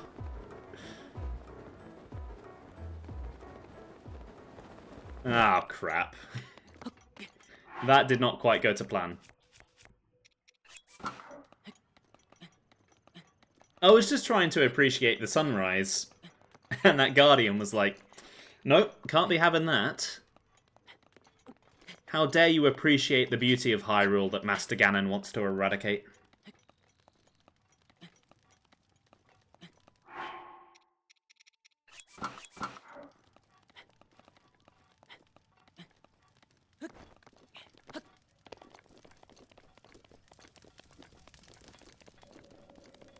That is a really gorgeous sunset, though. Right, that Guardian is there, so I probably want to go up and around.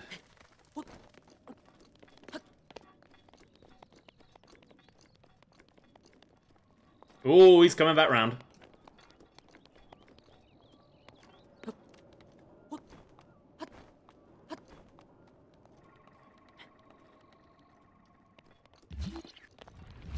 Ooh, hold on. I can probably do what I did for the sentries around Rudania.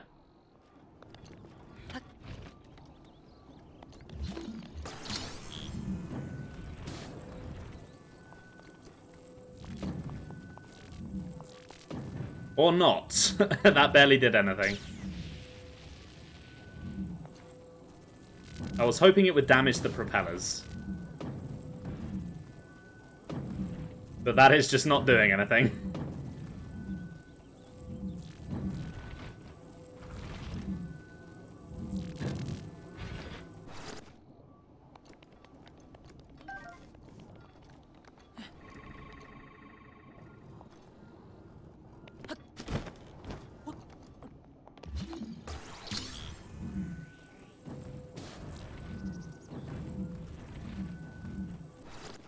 Oh my god. That almost worked.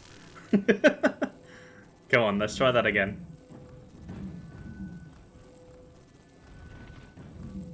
Hold on, if I give it a bit of height.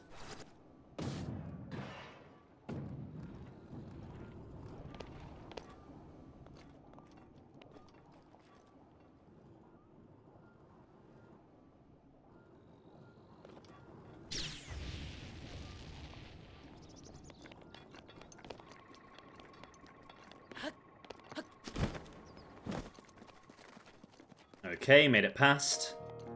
Think I have that shrine marked. Yes, I do. Oh, fuck. Ugh! Oh god, there's another one.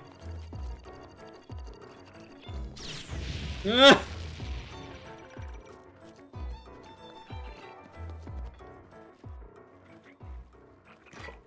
I really don't want to fight those two over there. I'm not feeling okay. Right, it's probably safer just to climb, I think.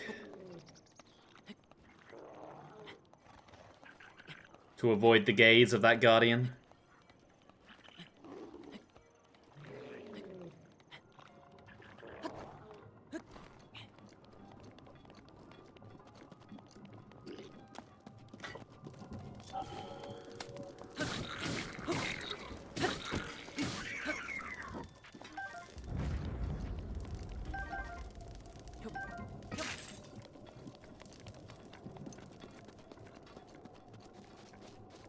Right, how do I start climbing this tower again?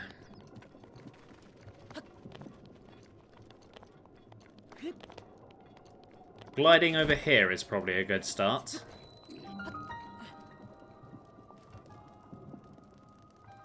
Just need to find either a Malice eyeball or somewhere where the Malice is clear. And I think I spy the eyeball.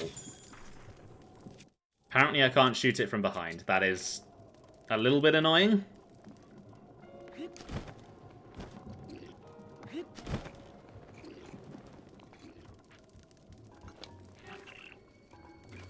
Or maybe it wasn't even an eyeball at all. Maybe I completely imagined it. Ow.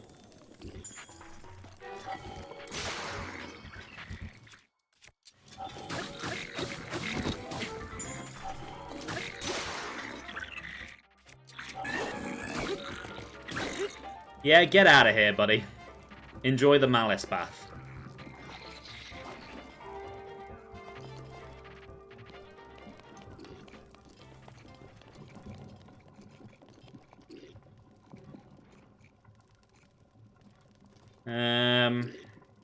Hold on.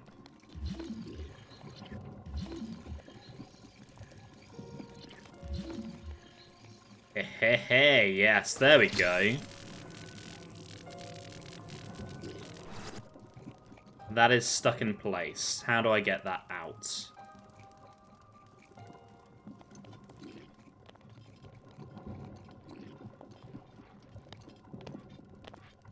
This is how. Okay.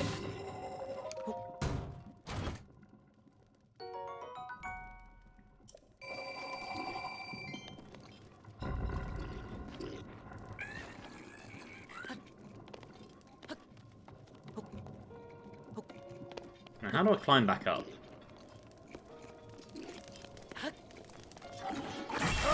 Thank you, Daruk.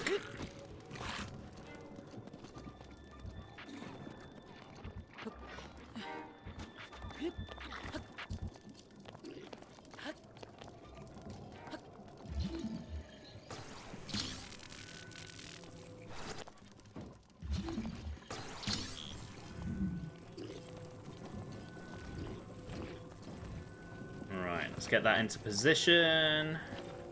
And drop. I mean, it looks a little precarious, but I'm sure it's fine. Yep, it was completely fine. Physics.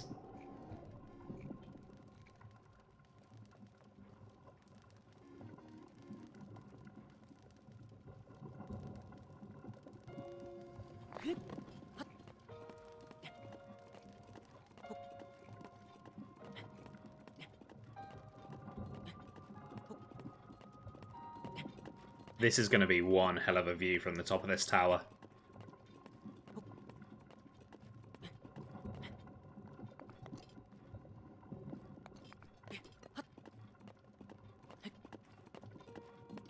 Yeah, one of the best. The taller towers usually have the best views. Yeah, look at that over there. Wow.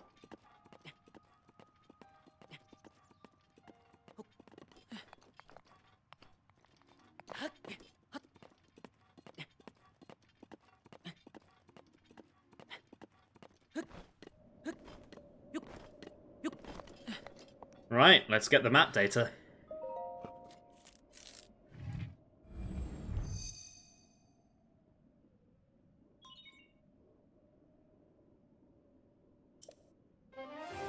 Oh, there's a guardian up here. I didn't notice that.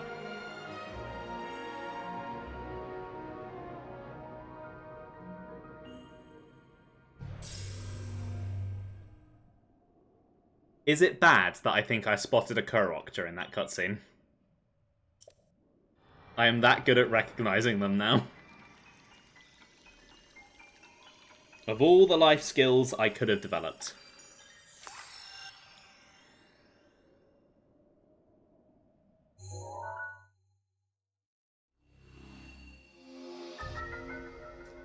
You've not had a full meal today. Why not? What are you playing at? Go eat something. You need to eat, girl. Come on. Don't be silly. Right, while I'm up here admiring the view, let's see what Zelda has to say. The captain of Akkala Citadel was quite proud to tell me how its defenses are even more fortified now, with the brand new cannons installed. He also detailed how the bridge at the entrance is a simple structure which can be quickly removed in case of enemy advancement. It's clear why the citadel is considered impregnable. Impregnable. It's quite the word, isn't it? Well, as it happens, Akkala Citadel is where Hyrule's last stand took place. And it turned out to not be so impregnable.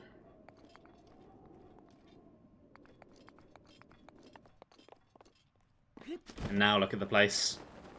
Covered in malice, swarming with guardians. Yeah, it didn't really work out so well, did it?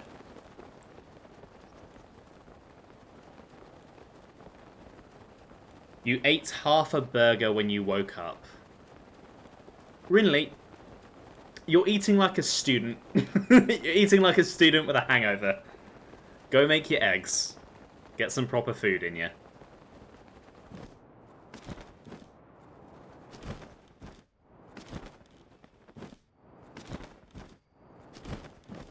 Maybe you are. I mean, you might have a hangover. I don't think you're a student anymore. Bit old for that.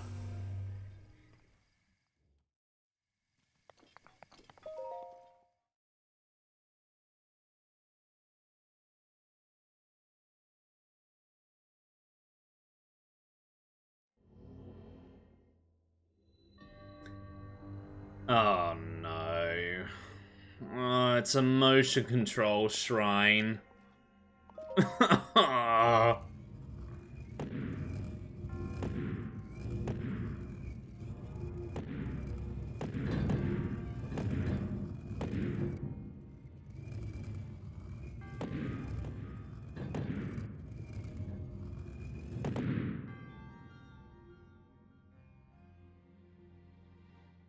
That was really annoying. Could be worse. When you were a student, the leftovers you'd eat were from desserts. Yeah, that is a bit worse. That's Yeah, probably not so great for your health. But also tasty, though, so... to be fair, whenever you visit me, you basically eat like a student with a higher budget. Yeah, but that's just more for convenience.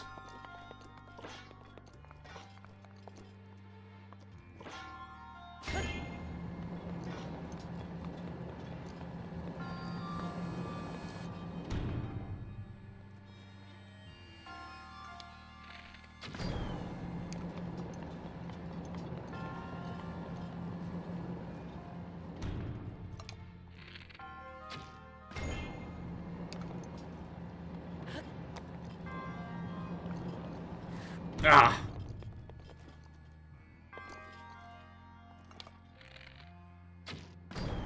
Every time I fail this, it costs me an arrow. Right, enjoy your cooking, Rinley.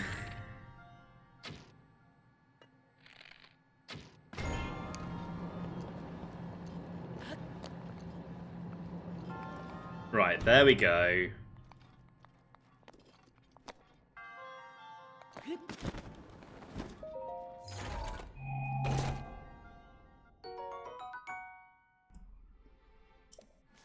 I'll take the spear, thank you.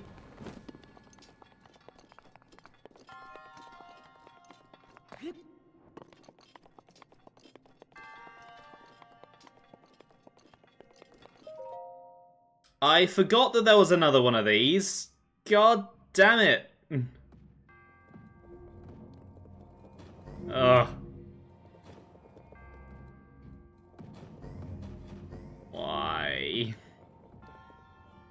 Aonuma, why hast thou forsaken me? You can't even flip this one to cheese it.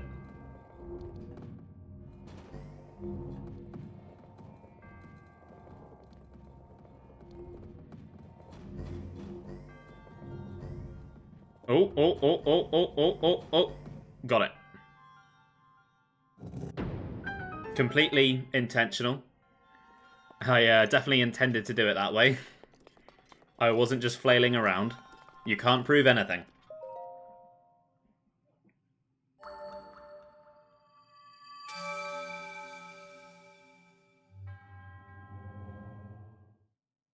Because they wanted to utilize the Wii U gamepad's features. But why? Why, though? Plenty of other games utilize it. Many times it doesn't turn out well. Look at Star Fox Zero.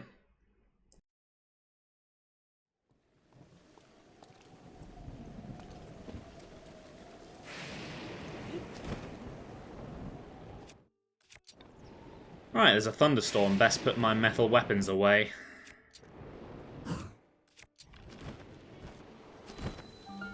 And I think Zelda has something to say.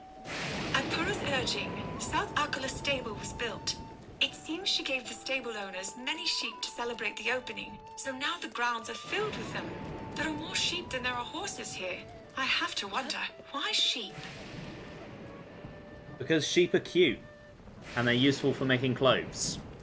Why not sheep, Zelda? I don't see the problem. Right, Beedle. Do you have anything for me? Yeah. Oh, wow, thank you.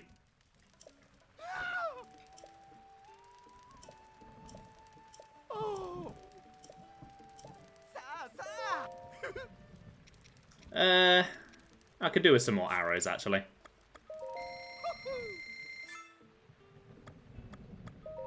Wow. I just want to know where Pura got all the sheep from. Doesn't Hateno Village have a lot of sheep in it? And that is where Pura lives.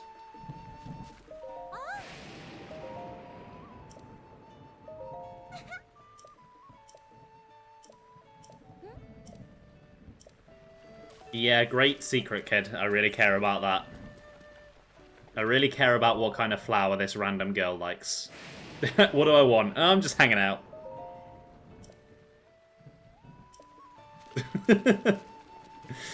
Some of the dialogue options in this game are pretty great.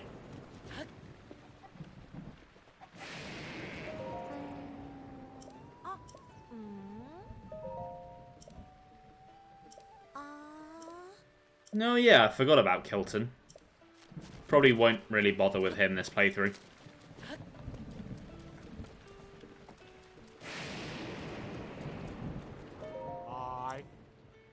Right, let's get vodka out.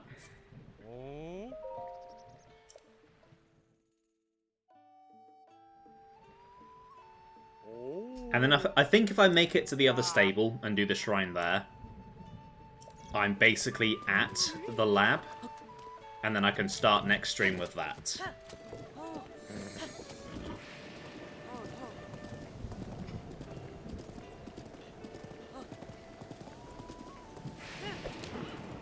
There are a few shrines if I go the other way round, but I'll probably leave those to do between streams.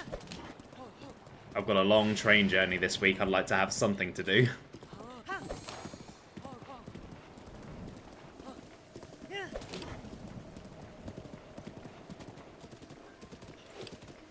Oh, while I'm on the way though, there is a memory this way, isn't there?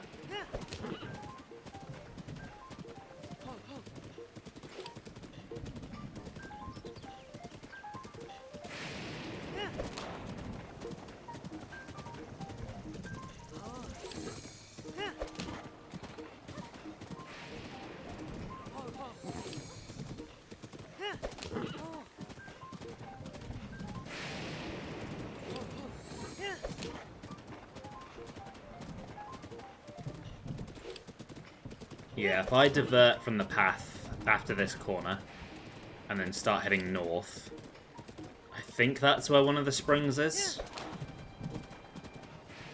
If I remember correctly. Hey, there's a Goron there. Yeah, I see the spring on the map. Just gotta find a good way down.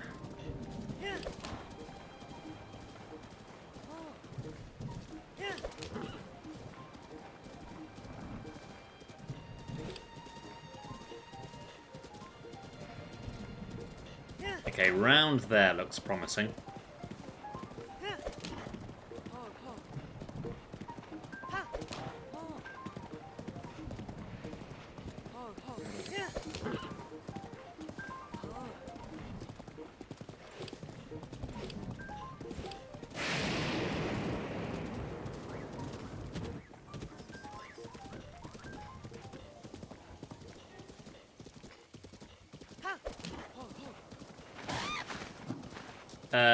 Oops. Sorry, bird. I didn't mean to run you over. Right, you stay there, Vodka. You stay safe. I'm going to quickly pass through.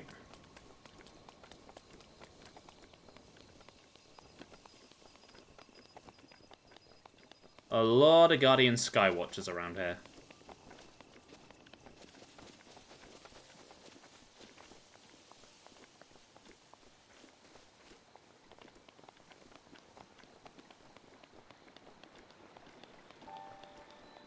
Welcome to the Spring of Power.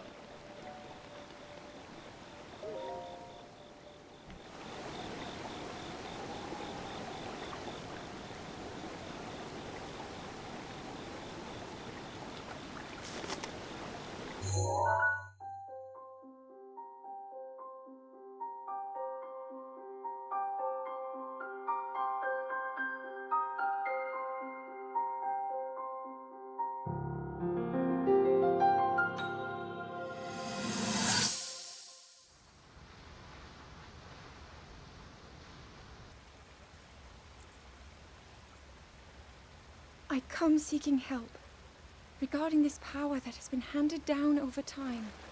Prayer will awaken my power to seal Ganon away. Or so I've been told all my life. And yet, Grandmother heard them. The voices from the spirit realm. And Mother said her own power would develop within me. But I don't hear or feel anything. Father has told me time and time again. He always says, quit wasting your time playing at being a scholar.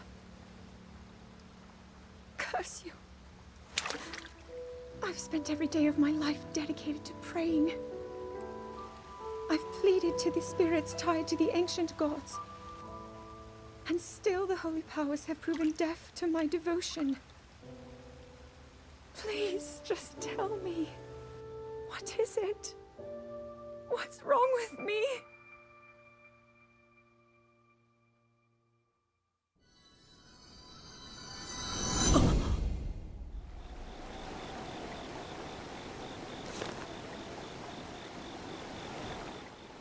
I feel like I'm going to be saying it a lot this playthrough, but man, poor Zelda. She really goes through it in this game. Anyway, I wonder what she has to say about this place. This is the spring where Din, goddess of power, is worshipped. Once she was one of the three goddesses, alongside courage and wisdom, but it is said that faith in her dimmed due to power being seen as a symbol of the Demon King. The terrain around the spring is complex and covered with roughly chopped trees, suggesting this place was once used as a training site of some kind. Ah, that is interesting. That there were actually consequences to Ganondorf being the one to claim the Triforce of Power. Din is now associated with the Demon King. That is quite interesting.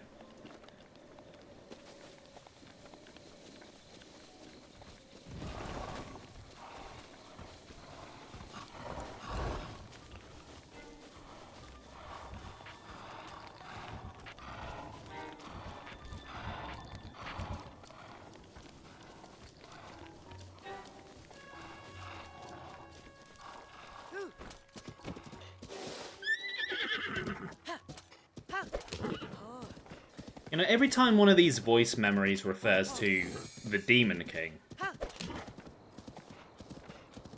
it does make me think about Tears of the Kingdom. Because they only really refer to Calamity Ganon as the Demon King once. And that is the cutscene where King Rome explains, like, what happened.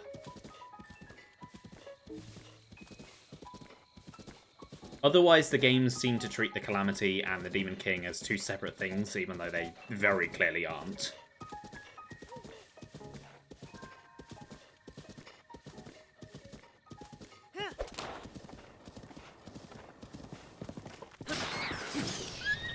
Oh, vodka, we need to move. Grass is on fire. Vodka! You're okay, girl.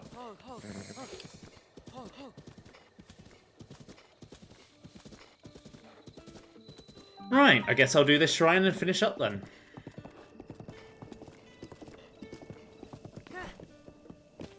And the Tears of the Kingdom Demon King is hot. Yes. Yes, he really is.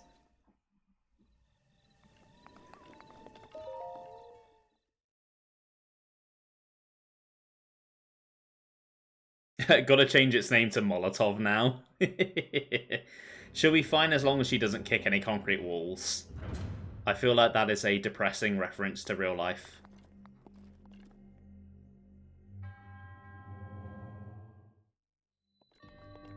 Oh, is this another motion control one?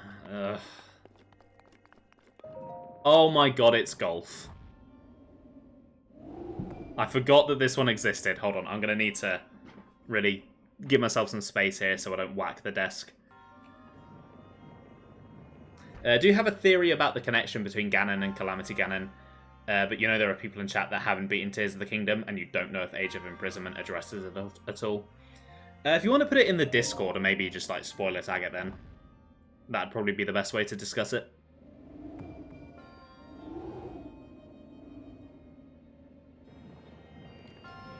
Okay, I think I'm going to be here a while.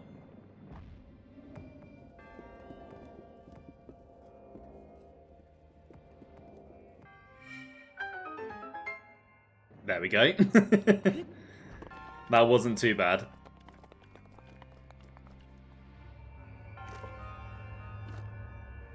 What controller am I using? I have a Switch 2 Pro controller. It's very nice. Has a nice feel to it.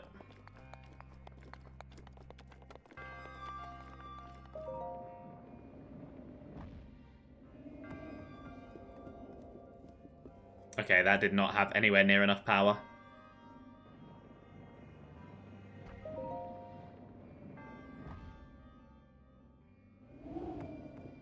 That was in completely the wrong direction.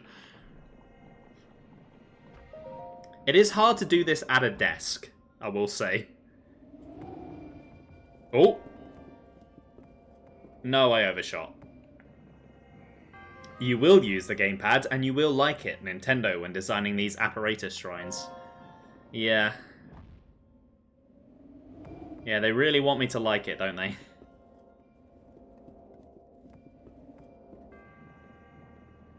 Oh, what? That cancelled the ball? That's dumb. I feel like the Joy-Con with one hand would feel better. Yeah, they definitely do feel a lot better for these kinds of puzzles. But I also don't want to play the whole game that way.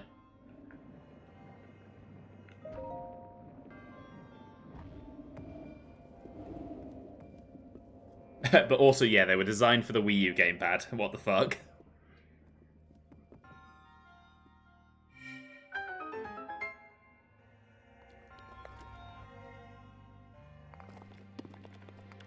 Ah! I thought it was waiting for me. God damn it.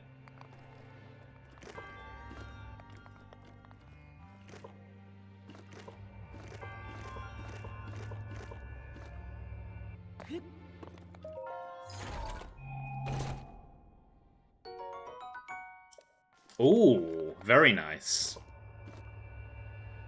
Could have done with that for the Divine Beast. Would have been very effective against Fire Blight Ganon. Not that I really needed anything more effective against him. He went down pretty easily.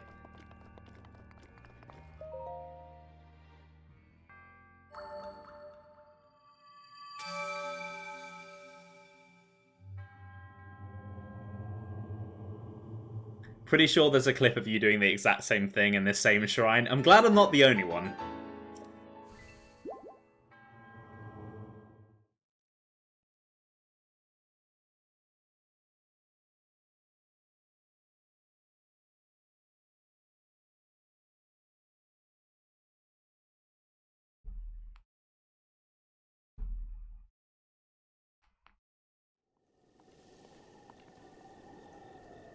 Right, well, I think that will do it for today. That was a fairly productive stream. Took down my first Divine Beast. Made it all the way to Akkala. Next time, I will head over to the Tech Lab, take care of that quickly, maybe get myself some Guardian gear. And then, I'll start working my way towards the second Divine Beast. I'm not going to say which one I'm doing second. I'll let it be a surprise. Before I finish up though, I do want to head over to the chat room quickly because it is the final stream of the month and I would like to give a quick update as to how things are going to look next month. So, next stream is on Wednesday, which is the 1st of April, and I'm going to have to let you all down. I'm probably not going to be doing an April Fool's stream. I really wanted to, but I just haven't been able to come up with any good ideas, so I'd rather not do it than phone it in, you know? Then I won't be streaming next weekend because it is the Easter weekend and I'm going to be visiting my mum. I'm going down on the Thursday, so the Minecraft stream this month is going to be delayed. It's going to be the week after next rather than next week. That also does mean that even though it is only a one stream week from me, I'm probably only going to do 2 hours on Wednesday rather than 3.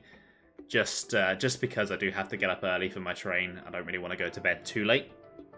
I do have another weekend that I'll be missing this month. That is the weekend of the 18th and 19th. I have a suit fitting for my friend's wedding, so it's kind of an important event. I'm going to be out all day for that. I think we're going for drinks after. Can't really be missing that. You know, it's kind of a big deal. One of my best friends from uni is getting married. Yeah, it's kind of a whole big thing. Can't miss that. But yeah, apart from that, no real big updates. Breath of the Wild and Hyrule Warriors will be continuing as they have been. And from trialing the 2-hour, 4-hour format this month, I think it's going to stick around. I think it's working out quite well. It's nice to do the extra hour on a Saturday. It does feel good. And yeah, the 2 hours on a Wednesday just drains me so much less than the 3 hours was doing. So we'll stick with that. Right then.